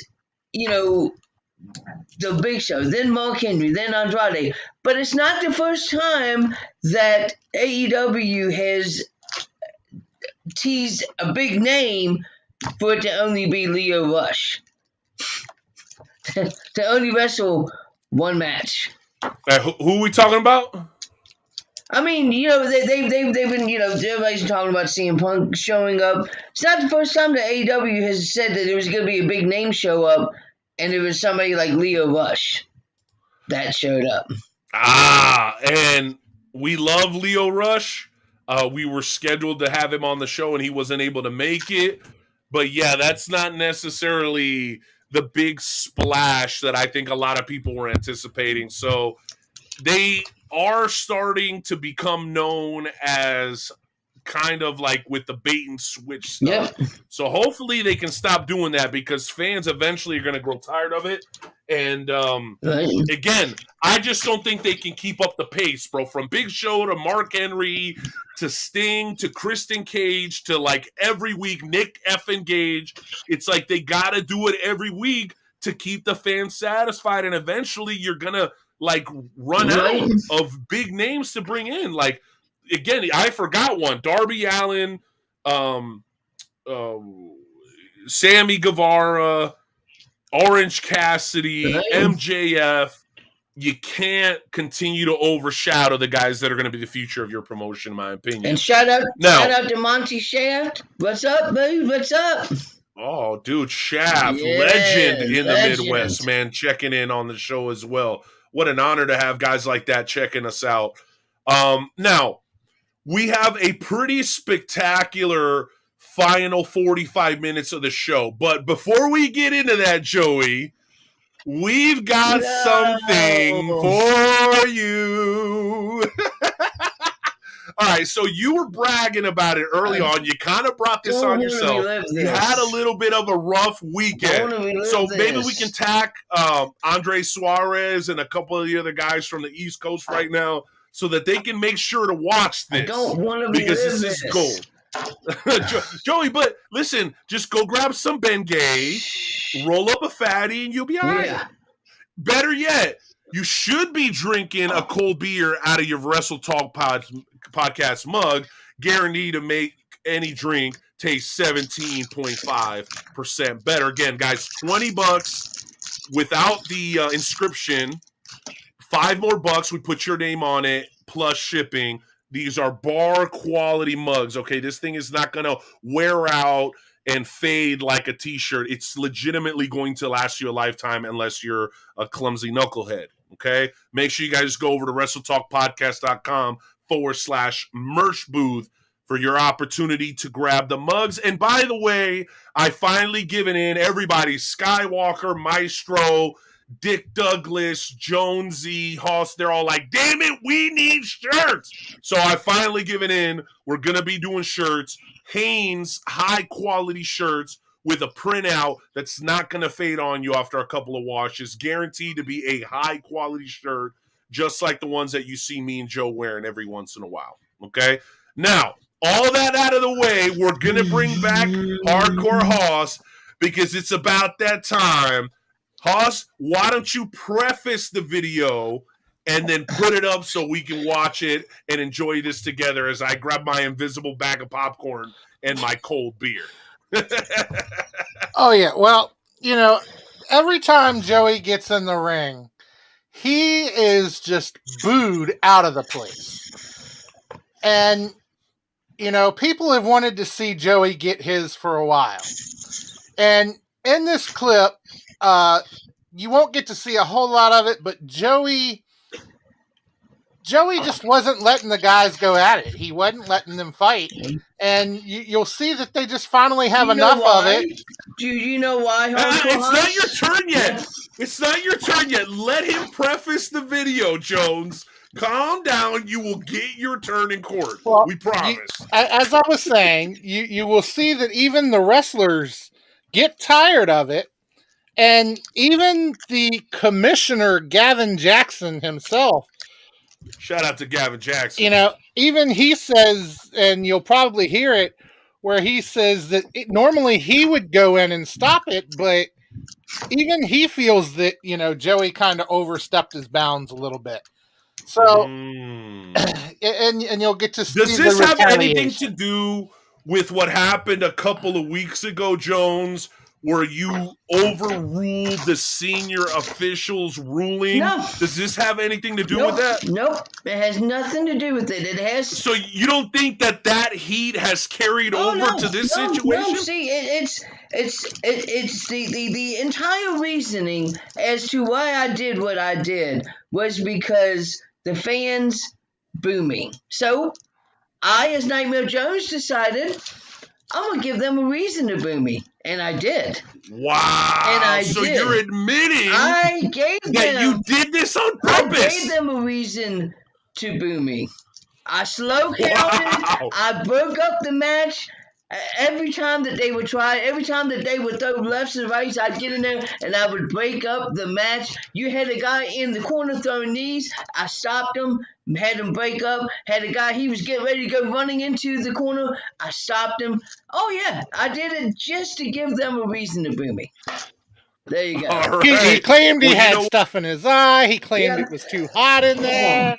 Yep. it was No. the wind. Yep. Okay, got you. Everything under the sun. And as you guys can see, the members of the Wrestle Talk family are hyped for this. Rough Cut is hanging out just to watch this clip. So without any further ado, let's go ahead and play it. Hardcore Hoss for the loyal members of the Wrestle Talk family. And for the record, this is the first time that yours truly, the Night Owl, is seeing the clip. So you're going to get a genuine reaction. Oh, God. Let's do it, baby. JP's working on getting the share done. It might be his first time sharing. By the way, thank you guys for being patient with us. I know my voice still sounds weird. I did everything I could during the live broadcast to fix it. I don't know. Oh, there it is. There it is. Okay, here we go. That's what he's saying. So he's arguing with the wrestler. You better okay. wipe that smirk off his face. Joe looks like it's fun time out there.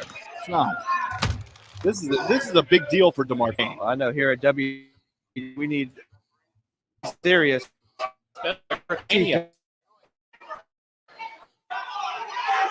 DeMarcus Kane was getting.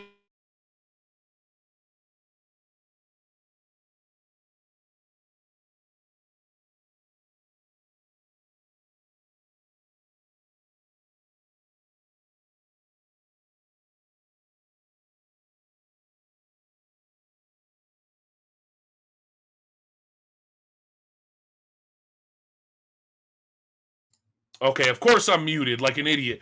John, do you have that link so I can play it on my end? Because it's freezing really bad right now. Do you have the link by chance? Okay, and it looks like Hoss is currently frozen. That's great. Very nice. Joe, you want to walk us through what's going on at this point in the broadcast? You saw it. You're in between two very, very big and dangerous guys. So you care to tell us exactly what's going on in that last image we saw? Yeah, like I said, I was doing exactly. Oops, maybe I was doing exactly what I was going to do. What I said that I did, and it's just it is what it is. Okay, hold on. So in that video, you were like separating the guys, and you were like pulling your shirt, saying, "I'm the ref. I'm the ref." What exactly was going on in that moment? Like I said, I was doing the entire match. That's what I was doing. Every time that they would throw lefts and rights, I would get in the middle of them and I would break them up. Every single time. And the thing about it is that people were excited about this match. People were excited about these two guys going, and here I come in there and I completely ruined it by giving them a reason to boo me. Okay, and I have it on good authority from someone that was there that you kept interrupting in a non-referee capacity. Is that true? Well, I don't know what you're talking about. Oh, Joe, come on now. All right, so I got the video. JP will bring you on again.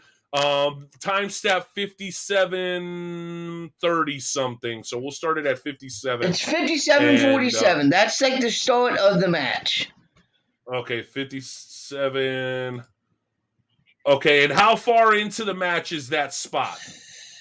Probably if you do like 57, if you do like 58, that should be 59. That should be close enough to it. Okay, gotcha. Perfect. So let me go ahead and share. Sorry, guys, for some of the technical issues. We're just trying to get you this info. Here we go. So, and we'll leave the audio off so you can narrate through this, okay? And there it is. We'll bring the one and only Hardcore Hoss along with us to the screen. So here's DeMarcus Kane. He's coming into the ring, and I've already checked Zach, so I gotta check DeMarcus Kane, and I'm trying to check him, and he's hold up. Let me take off my stuff, and I'm like, come That on. is a big dude. It's a big dude. I'm like, come on, guys, come on. I'm waiting. DeMarcus waiting, actually and asked him, did he want to take off his pants for him because he was in He such did. a hurry. he did, and I was like, no. And see, Zach, he's getting ready for it. Why do you seem to be paying so much more attention to DeMarcus than you are to Zach? I'm trying to check him. I've already checked Zach. As the referee, you're supposed to check your opponents. So therefore, I have to check DeMarcus, and I'm waiting, and he's taking his sweet loving time taking his stuff off. I mean, the man's trying to make an appropriate entrance. He's trying to prepare for combat. Who are you to hurry him along? It is what it is. All right, man. fair enough. All right, so let's jump ahead slightly here to the moment of the incident, Joey. How much further you want us to jump ahead here? Another minute, 2 minutes? Y'all just say right here. See, look, I step in front of him. No, you got. Why? Because he's in the corner. He's got to get him out of the corner. As a referee, you got to get him out of the corner. So they're going back and forth. So if you were in a sting, if you were refereeing a sting match, the stinger splash would not be allowed. Is that what I'm understanding? You got to get him out of the corner. See, throwing some punches. I allowed that to happen. Hit him with the L drop. I allowed that to happen. I go for the cover. One. Something in my eye. Something was just in my eye. What? Something was in my eye. Something is in your eye? Why don't you have goggles on like Horace Grant? Something was in my eye, man. Maybe if you were wearing your glasses, you wouldn't have got something in your eye. Joe, I think you wear glasses all the time. Why are you not wearing glasses? Something was because I don't need glasses when I'm refereeing. Hits him with the suplex. With the suplex. With the suplex, here, okay. Right. He goes for the cover. One, two. It's a hot. I could have drank a bottle of Hennessy in the time that it took you to count from number 1 to number 2. It's hot, man. It's hot. I had sweat in my eyes. So there's something in your eye. Yeah, man. It's hot. It was hot. What the hell are you doing? It's absolutely hot. It was absolutely. Dude, whatever happens to you after this point, I don't care what it is 100% warranted. See, they're going back and forth. I break it up. Because people don't want to see that. They want to see a wrestling match. They don't want to see them go. They go back and forth again. So I got to do what I got to do. So I got to break them up again because, they don't want to see that. They want to see wrestling moves. Those big guys want to kick your ass. They want to see wrestling moves. I'm telling you. Look, they're going at it again. Haven't seen not a single wrestling move. No suplexes, nothing. So I got to do what I got to do. I break it up again, because the fans don't want to see that. The fans want to see a wrestling match. Oh, my gosh. And the fans are agreeing with you, saying that this isn't boxing. Oh, my God. You got to be kidding me. The two chokes, they break it up. They start fighting again. I'm like, I break it up. This time I'm getting mad, so I push this dude. I'm like, look, I'm telling you, this is what, they don't want to see this. They want to see a fight. They want to see wrestling. And. Oh, they got your ass. They ain't done yet, though. Oh, wait a minute. Joey. Damn. Yeah. You got knocked the fuck out. I got hit. And you would think that would be it, but no, they grabbed me, they picked me up. Oh, gosh, that was hard. Oh, you keep playing. No, bro, I gotta see that one more time. Hold on. See, now you gotta play the audio. You have to play the audio now because you gotta hear the audience. Oh yeah, he got the loudest pop of the night. Okay, hold on a second. I'm not sure I can throw to the audio just now. All right, let's try it again real quick. Sorry, guys, we're trying to get the hang of this thing. This is so good. All right, so I think we have audio now. They're not finished. They're not finished. come on. This isn't even a real performer. This is whoa, what's this? This is a double choke slam? Oh! Whoa. Wow. You know what? Normally I would go in there and I would say something. Normally I would stop this, Let's ask for this. That was hilarious. Are you kidding me? Whoa. And the fans are loving this. But don't stop it because they're not done humiliating Joey yet. So we're just going to end the that is a full house. Pin the ref. We need a winner out here. Might as well pin the ref. All right, we'll go 1, 2, 3.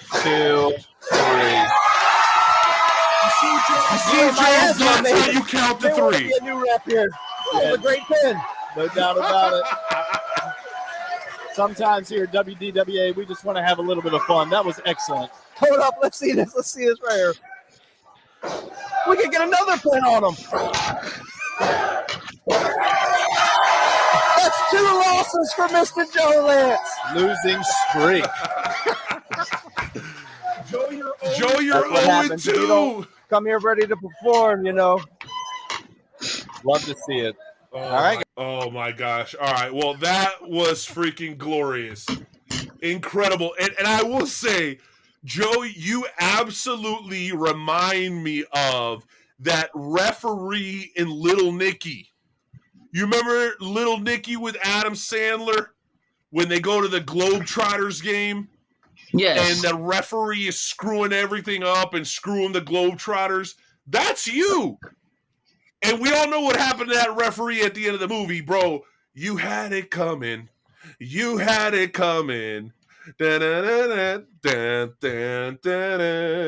He only had himself to blame. Joe the jobber. The messages are coming in. Jobbing Joe Lance. My God. Jobbing Joe Lance. Oh my gosh. Joe, in all seriousness, bro, what makes you willing to do stuff like that? Do you just love pro wrestling that much? Love pro wrestling. You're willing to do whatever it takes to put on a good show? And I'm willing to do whatever that it takes. And I did legitimately hurt my ribs in that match because you got to think somebody's 210 pounds getting lifted up into the air and then slammed back down. There's no way to land easily, but it was totally worth it. The fans' reaction was totally worth it. So it's what I love to do, man. Well, Joe, you're being compared to some legends. I'm getting Little Nicky referee comparisons. We're getting Barry Horowitz comparisons, and my personal favorite, the Repo Man comparisons. Well, listen, I love the fact that you're so willing to give of yourself for the sake of entertainment, bro. Thank you for everything you do, and you've always been such a great sport, whether it's here on the Wrestle Talk podcast or in the FWWC doing the fantasy stuff. John, you were there. Talk to us just real quick before we move on about the kind of reaction, because we kind of saw it and heard it on video, but how did it feel to be in the building, man? Was that like the moment of the night? Because that was pretty damn incredible. Yes, that was truly the moment of the night. Like I say, he got the biggest pop. He got bigger pops than the actual wrestlers got by doing that. And, the roof was just blown off the place. And the fans really loved watching that. So, as a fan, thank you for putting yourself on the line, Joe, to entertain us. And it was a good time. It really was. Oh my gosh. So another thought from Rough Cut Rick Ruby here before we close it out. He says, remember the old school arcade game Arch Rivals? Joe looks like that official. I don't know how old you guys are to remember Arch Rivals, but apparently Joe looks just like the official. We're going to have to look that up. I see you guys already typing and trying to look it up. But wouldn't that make Rick Ruby look like that official as well? Yeah, according to Vincent Vega. Twins. Oh my goodness. There we go. And one last thought here from Sunny Money, the essence of pro wrestling entertainment. Good job, Joe Lance. Bravo, sir. Bravo. So, we'll go ahead and give you that. The Wrestle Talk podcast applause. Oh, yeah, by the way, Rick Ruby defending himself, saying he's not that short. Ruby's well over 6 feet tall, so there's at least that. But on camera, in a chair, you guys do look the same a little bit. I gotta tell the truth. All right, so now we got a little bit of time left. We are still open to having anybody who wants to come on and talk wrestling with us. But we're going to have a little bit of fun for these last 15, 20 minutes of the show. John, are you kind of orchestrating this? Is it just me and Joey going back and forth? How are we going to do this? Because Skywalker put together a little bit of a fun grading system for us based on some of the different talent and some of the best promotions in the world today. So are you going to kind of be narrating that for us and letting us make our choices, or how are we doing this? I really wasn't told anything, so as far as I knew, it was just the two of you. Okay, well, we'll until go the ahead game and do show that challenge comes up, and then I get to play the host tonight. So, okay, well, Jonesy, pull up that list. John, we'll see you in a few minutes once we roll around to the game show challenge. How about that? That'll work. All right, buddy, let's do it. All right, Jonesy, go ahead and pull up the list, and I'll try to explain to everybody what we're doing here. So, Lou Skyrocket Roberts, our program director, came up with something fun that he thought we should do. And he wants me and Joey, based on our fanhood and our experience in pro wrestling, to simply rate many different wrestlers on this list. We can just give our grade, or we can give our grade and elaborate. For the sake of time, I think we're just going to try to get through the majority of the list and then stop where we feel like we need to stop and explain ourselves. Joey, I know you've got an extensive list, superstars from WWE, yes. Impact, AEW, and what else? Ring of Honor. And Ring of Honor. So, without further ado, there is a reason that today's episode, I think it's called Making the Grade, or what was the name of today's episode, Grade John? School. Can you remind us real Grade quick? School. Grade School. Grade School. Perfect. All right, so Grade School is the name of today's episode. This is why, because we're going to just give our grades based on a 1 to 5 measuring system. Do you want to tell the folks a little bit about how our super kick grading system works, Joey? 5 super kicks means that they're absolutely amazing. 1 super kick means that they are absolute garbage. Now, this is based off of promos, wrestling ability, charisma, and personality.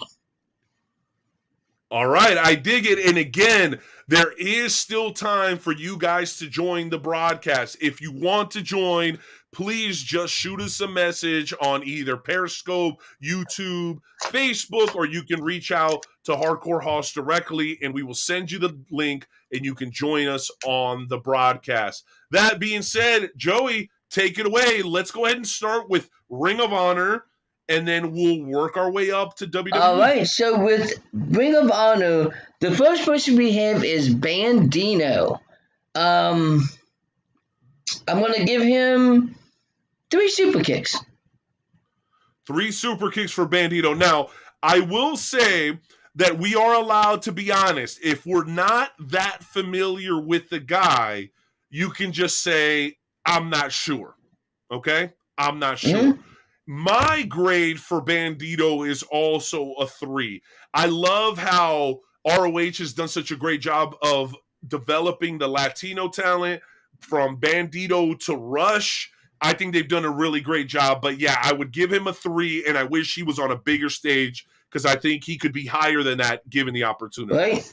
All right, so 3 super kicks for Bandino. Next, So 6 is yeah, the total. 6 is the Okay, total. make sure we're writing down. Next is Danhausen. Dude, I'm gonna give this guy 4 super kicks. I love Danhausen's gimmick. He is an awesome guy. 4 super kicks. I can't wait to see him on the main stage one day. Okay, so I'm not as familiar with Denhausen. Explain to me a little bit about his gimmick and his He's wrestling more style. like a horror story guy. He wears a cape, he wears face paint, Like Darby Allin, sort of like Darby Allin-ish, but like more of like a comedian Darby Allin. You should More definitely fun. look him up. Definitely look him up. Okay, and I'm gonna pass on grading because I'm not that familiar. What did you give him? I gave him 4 super kicks. 4 super kicks. Awesome. And guess what, Joey? My dreams have come true. We actually have the Money Man, the one and only Sonny Money, back with us. And I think he's going to play this game alongside. Mayo, I can see you down there on my little camera. Give me a thumbs up if you're ready to join us again. Oh, too sweet. I'm okay with a too sweet. Boom. Let's go ahead and bring him on. Oh, there he is again. Ah, he's back, baby. Let's He's go. back again. All right, you're going to do this with us. 1 out of 5 super kicks. Just give us your rating and we'll tally it. Let's go back since you're going to be joining us. So the first person was Bandito from ROH. Are you familiar? If so, give us your grade 1 to 5. Not familiar. So I'll have to pass on that one. All right. Okay, so anyone that we're not familiar with, Joey and John, whoever's writing this down, let's just give him a 2.5 by default if one of us doesn't. There you go. So we got 3 graders. Okay, All right. gotcha. So the next 2.5, 3, and 3. Yes. For Bandito.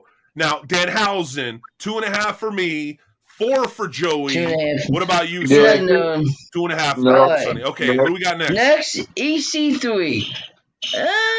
I'll give him 3 super kicks. I'm gonna do 2. I'm not 2. I'm gonna tell you why I'm doing 2. I've never seen a better looking guy for the sport that has absolutely no appeal outside of his godlike appearance. If the guy could talk worth a lick, he'd be a main eventer in any promotion in the world, but he just can't. Yep. It's sad. Yep. I'll say 2. All right. 2 for EC3. So 3, 2, and 2. Looks like $1 million. All right. Moving on. Flip Gordon. I'll give him 2 super kicks. I'll give 2 also on Flip Gordon. I'm familiar with Flip Gordon, seen about 2 3 Y'all are matches. Yeah, I'll give him 2. I'm giving Flip Gordon a 3.5. If y'all have not seen Flip and some of the stuff that he's done with Shane Taylor and Rev and some of those dudes over there on ROH, you are tripping. Flip Gordon is an amazing talent, and no, he's not just an aerodynamic, acrobatic wrestler. He can do a lot. So make sure you guys. Plus, he's a vet, so I'm giving him a 3.5. 3.5. All right, there we go. All right, so because of time, we're gonna go ahead and move up to Impact Wrestling. All right, so we're gonna start it off with Moose. I'll give Moose 4 super kicks because of how far Moose has gone. I'll give him 4 super kicks. Moose has absolutely been on fire. And by the way, Sonny, I know you can hear us, but your video froze, so exit and come back in, buddy. We'll add you right back to it. No worries. I'm going to go ahead and give Moose a 3.5. I like Moose a lot, but the similarities between him and Apollo Crews' appearance, moveset, are a little bit too similar for me. And I just think Apollo does it better, especially because I do like the new Apollo Crews gimmick with the accent, which I know a lot of people absolutely hate. But if you try to forget the first half of his career and just look at what he's done since he's kind of brought on Commander Aziz, I think you guys will be very impressed. And I think it's okay that he lost to Shinsuke Nakamura because I think he'll turn around, they'll do some sort of rematch thing and be able to keep that thing going. For those who didn't know, Apollo did lose his title to Shinsuke Nakamura, I think just last week. So, Joey, your thoughts on on why you giving Moose such a high rating real quick. I'm curious. Moose has really, really, really stepped his game up in Impact Wrestling. Like really, really stepped his game up. You know, he's a football player, and you know he transitioned to professional wrestling, and he's just gone full steam at it. And it wouldn't surprise me if you wouldn't see him as the Impact champion very soon down the road. He's already been Impact champion, hasn't he? He had this gimmick that he was the old Impact champion. Like, he never beat anybody for the title. He found this freaking title, and he just started claiming himself as the Impact, as the true Impact champion. All right, No doubt. Who else we got? Moving forward, we've got Matt Cardona. Woo! Man. Can I go first? Go ahead. I'm going to give my man a 4. Yeah. And simply because what he's done with his career and the whole thing with Nick Gage over at GCW, like, he proved everyone wrong. He's done it twice. He was an internet backyard wrestler who his claim to fame was his ability to draw attention to himself on YouTube, earned himself a WWE contract, was with them for about 10 years, and then you thought, it's over, he's done. And, dude, Cardona has been on fire from his appearance to AEW to what he did with GCW and now on Impact. I'm a big fan of him. As a matter of fact, I'm a bigger fan of him now, post-WWE, than I ever was of him during his WWE career. Your thoughts, Jones? Absolutely. For super kicks, you know, he's really, really came through since, you know, his release, and, you know, he's shown that he's not just what they was presumed to be in the WWE. So 4 super kicks to Matt Cardona. And last one for Impact Wrestling, you are my favorite, Jordan Grace. Man, oh man, oh man. That is a woman you would not want to get into the ring with because she could literally kick your ass. 4 super kicks for Jordan Grace. You're going to hate me. Uh-oh. I hate Jordan Grace. Really? Yeah. You don't like Jordan Grace? No. Bro, her woke activism on social media makes my head want to explode. We're not talking about that. We're talking about professional. We're not talking about... Yeah, but it's a whole thing, Joey. It to me, it's all in one.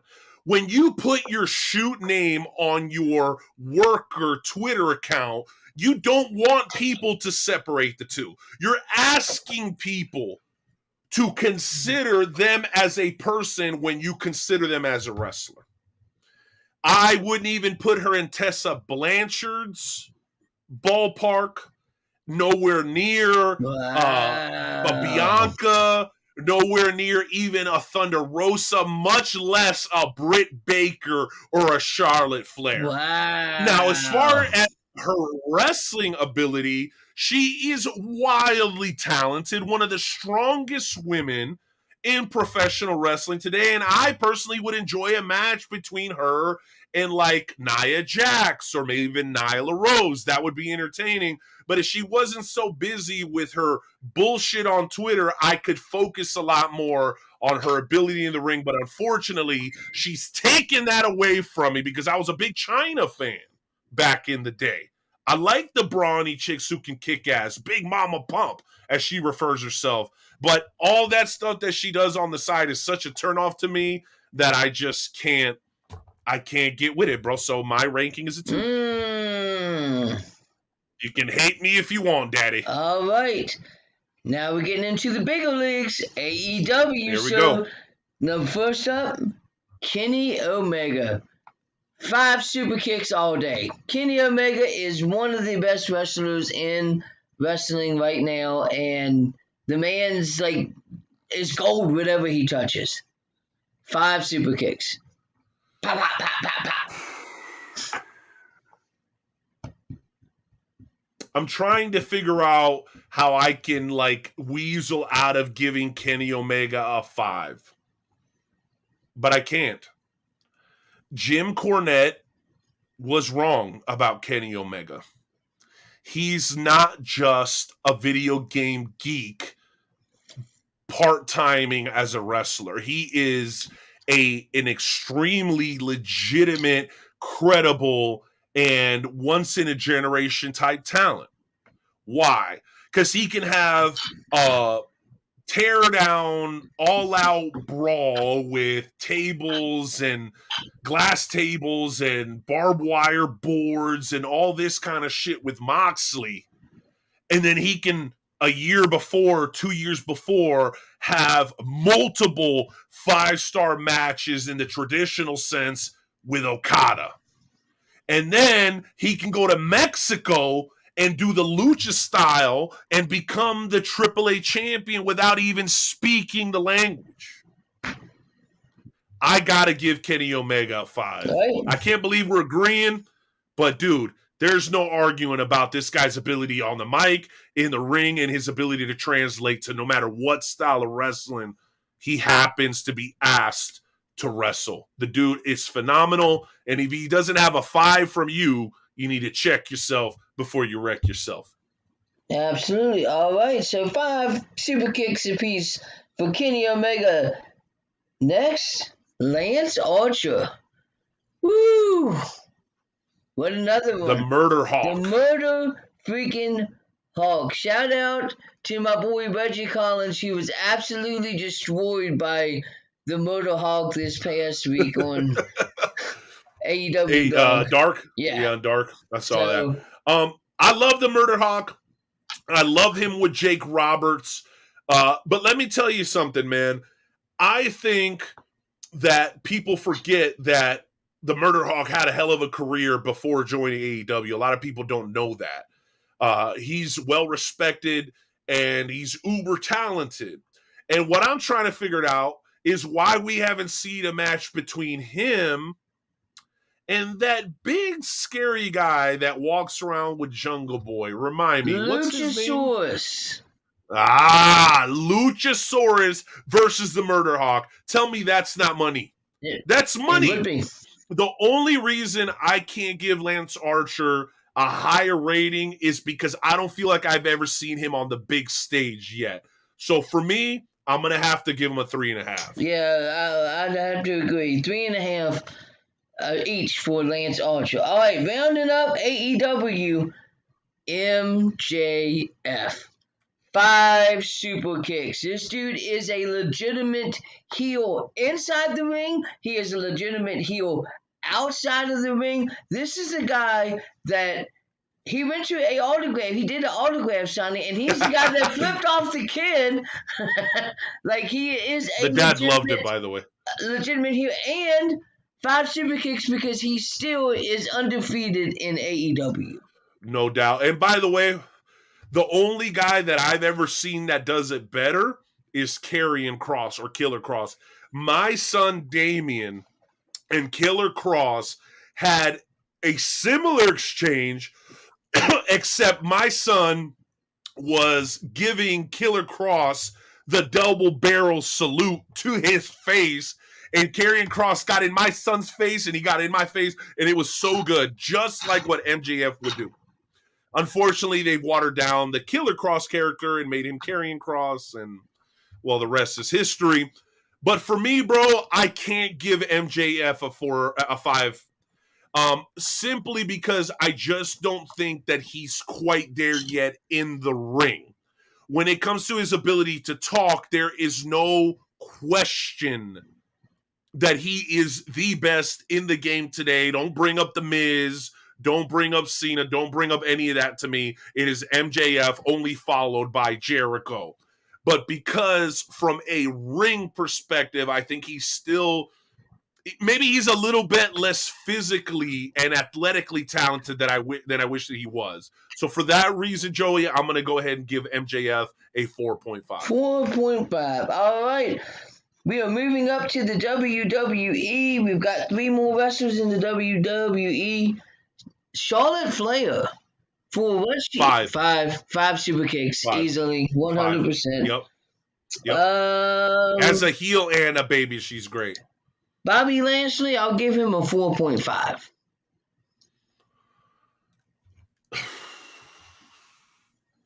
Same. And rounding it out, Roman Reigns 4.5 again.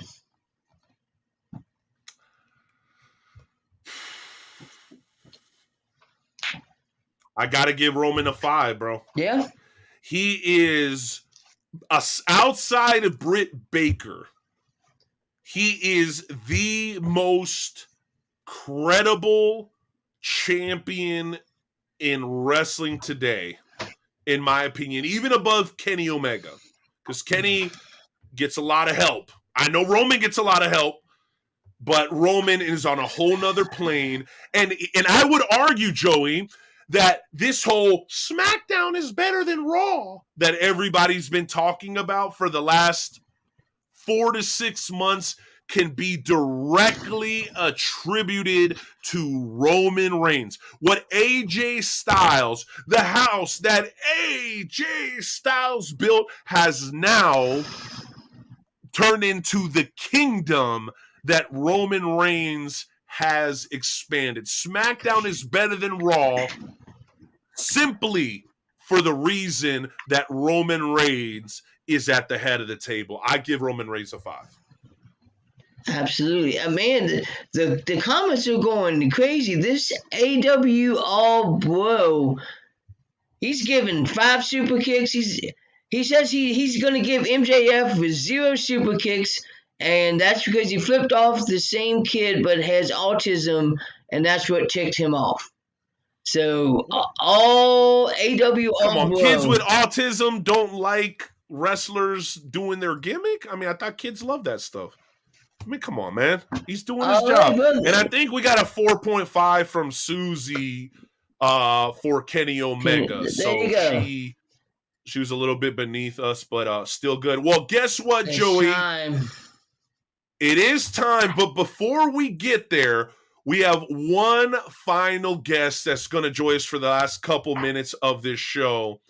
And I think he's a very worthy guest because he's been supporting the Wrestle Talk podcast. He's been a member of the Wrestle Talk family now for a couple of years. Ladies and gentlemen, welcome back onto the show right at the tail end, baby. Just like Tim Anderson, you see how the White Sox at that game out in Iowa, the Field of Dreams game, boom, came in right at the last second, hit the 2-run home run, and gave the good old Chicago White Sox the big dub over the hated New York Yankees. Adam Frex, welcome to the show, bro. Long time no see. What's going on, gentlemen?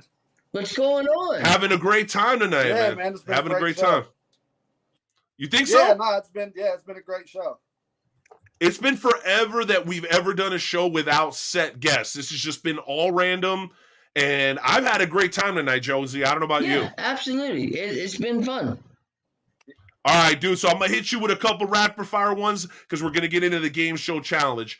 Number 1, give me the match that is going to make you sit down and watch SummerSlam. SummerSlam? Oh, man. Yep. Give me the one match that you're like, I'm not missing this match. If I miss every other match, I don't care. Just not this one. It may be cliche, man, but I mean, the biggest match is definitely Cena and Roman. There you go. And do you give John Cena a credible chance of taking the championship home? No, not at all. Not at all. So then how is it intriguing? Right, that's the argument I was making. How can it be intriguing if we know the outcome? No, that's true, but I bet you it has the most heat and the most fanfare out of all the matches.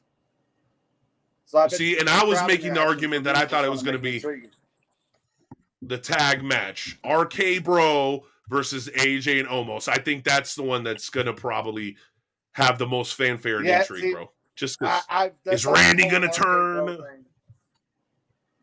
You like it or no? Nah, I don't, man. Oh, man! Oh, hell no!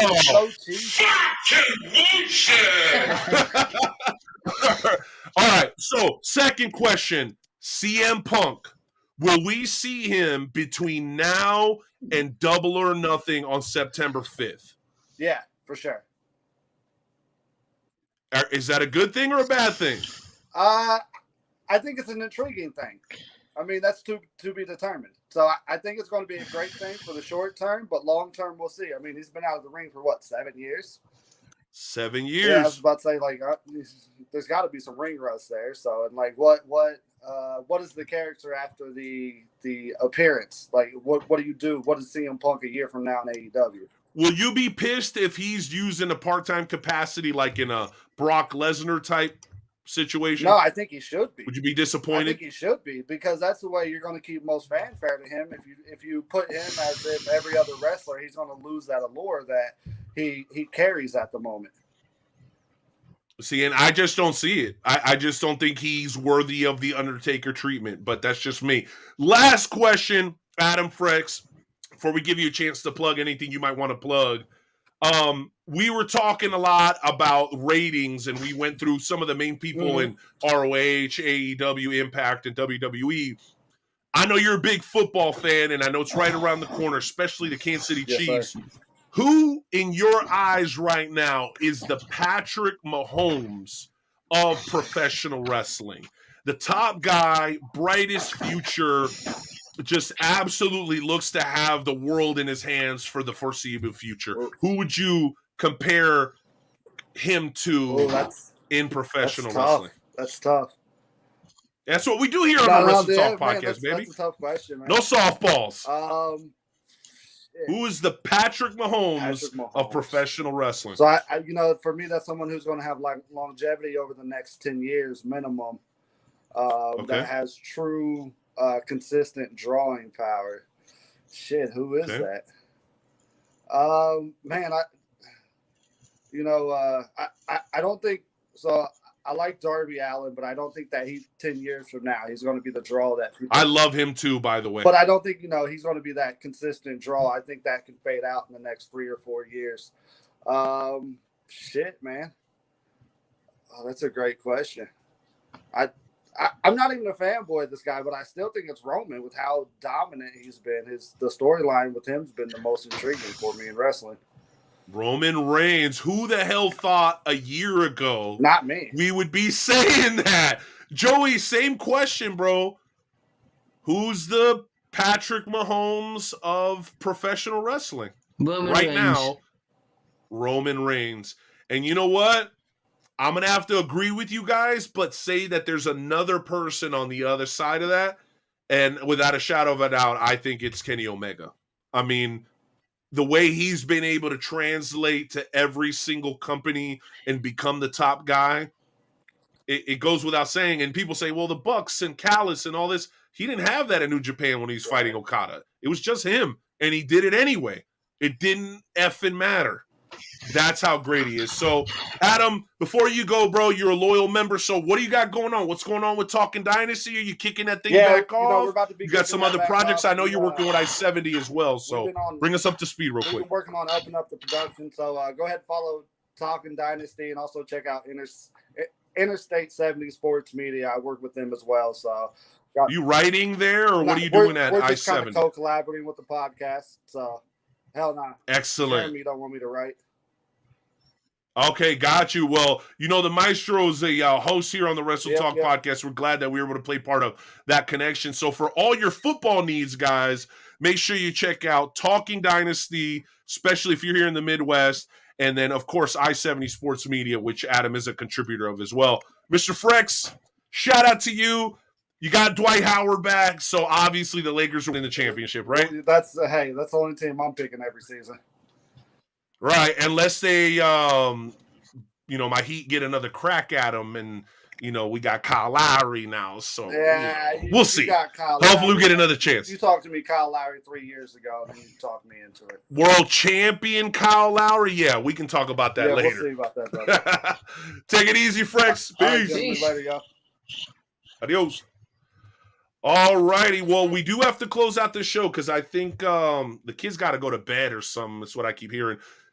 It's about that time, though, because for the first time in a long time, John, I get to go one-on-one with Nightmare Jones in a little bit of a trivia challenge. Yes, you were. You were on fire. Good job. Yeah. But now you got to chase the man who runs the place, the Night Owl. So, Hardcore Hoss, I'm going to hit that music, and you know what to do. That's right. That's right. Let's do it, baby.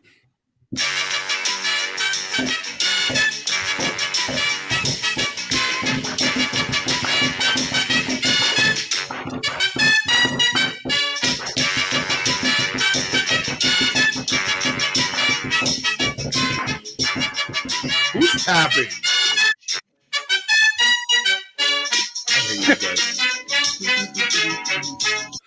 Take it away. Welcome to this week's installment of the world famous Wrestle Talk Podcast Game Show Challenge. Tonight's contest is scheduled for the best 2 out of 3 falls. Tonight's contestants are the Night Owl Renee Martinez and Nightmare Jones Joe Lance. In a few moments, I will ask you 3 questions about a particular professional wrestling topic. Whenever you think you know the answer to the question, shout out your answer. Tonight's Wrestle Talk Podcast Game Show Challenge category is titled Summer Party. I will give you information about 3 famous professional wrestling personalities who won championships at SummerSlam. When you think you know who I'm talking about, please shout out your answer. The first person to win 2 falls will win tonight's contest. Are you gentlemen ready? Let's go. Yeah, I'm putting in my cheat codes right now. I'm winning. Yeah. Let's do it. Sending Haas messages. Tell me the answers. I already sent him all the answers. Okay, let's go. Let's go, baby. He signs the paychecks, remember? That's right. Yeah, speaking of which, I keep signing paychecks for Dick Douglas, and his ass shows up here for months. So we better get to working on getting his ass back to work. All right. Question number 1. The late WWE Hall of Famer won the WWF Intercontinental Championship at the first SummerSlam. Bob Backlund. Wrong. Pat Patterson. Wrong. By defeating the Honky Tonk Man. Ultimate Warrior. Correct. Nightmare Jones scores the first fall. See that? 1. Question number 2. At SummerSlam 1991, this 2-time WWE Hall of Famer defeated Mr. Perfect to win his first WWF Intercontinental Championship. Kerry Von Erich. Wrong. No? After winning the Intercontinental Championship at WrestleMania 8 by Razor defeating... Ramon. Wrong. By defeating Roddy Piper, he went on to win the WWF World Championship on 5 occasions. Bret Hart. You are correct, Mr. Nightmare Jones. It's over. The final question will be worth 3 points. Every time. Got him. Got him. Every time. It doesn't matter. I have no mojo tonight. I don't think I'm going to get it anyway. At SummerSlam 1997, this legendary wrestler was the first to lose the WWF Championship at SummerSlam. After the interference of special guest referee, this wrestler would wrestle Shawn Michaels in the first Hell in a Cell match 2 months later. Undertaker. Correct! The Night Owl has won the Game Show Challenge. See. I think it's time for some music, boys.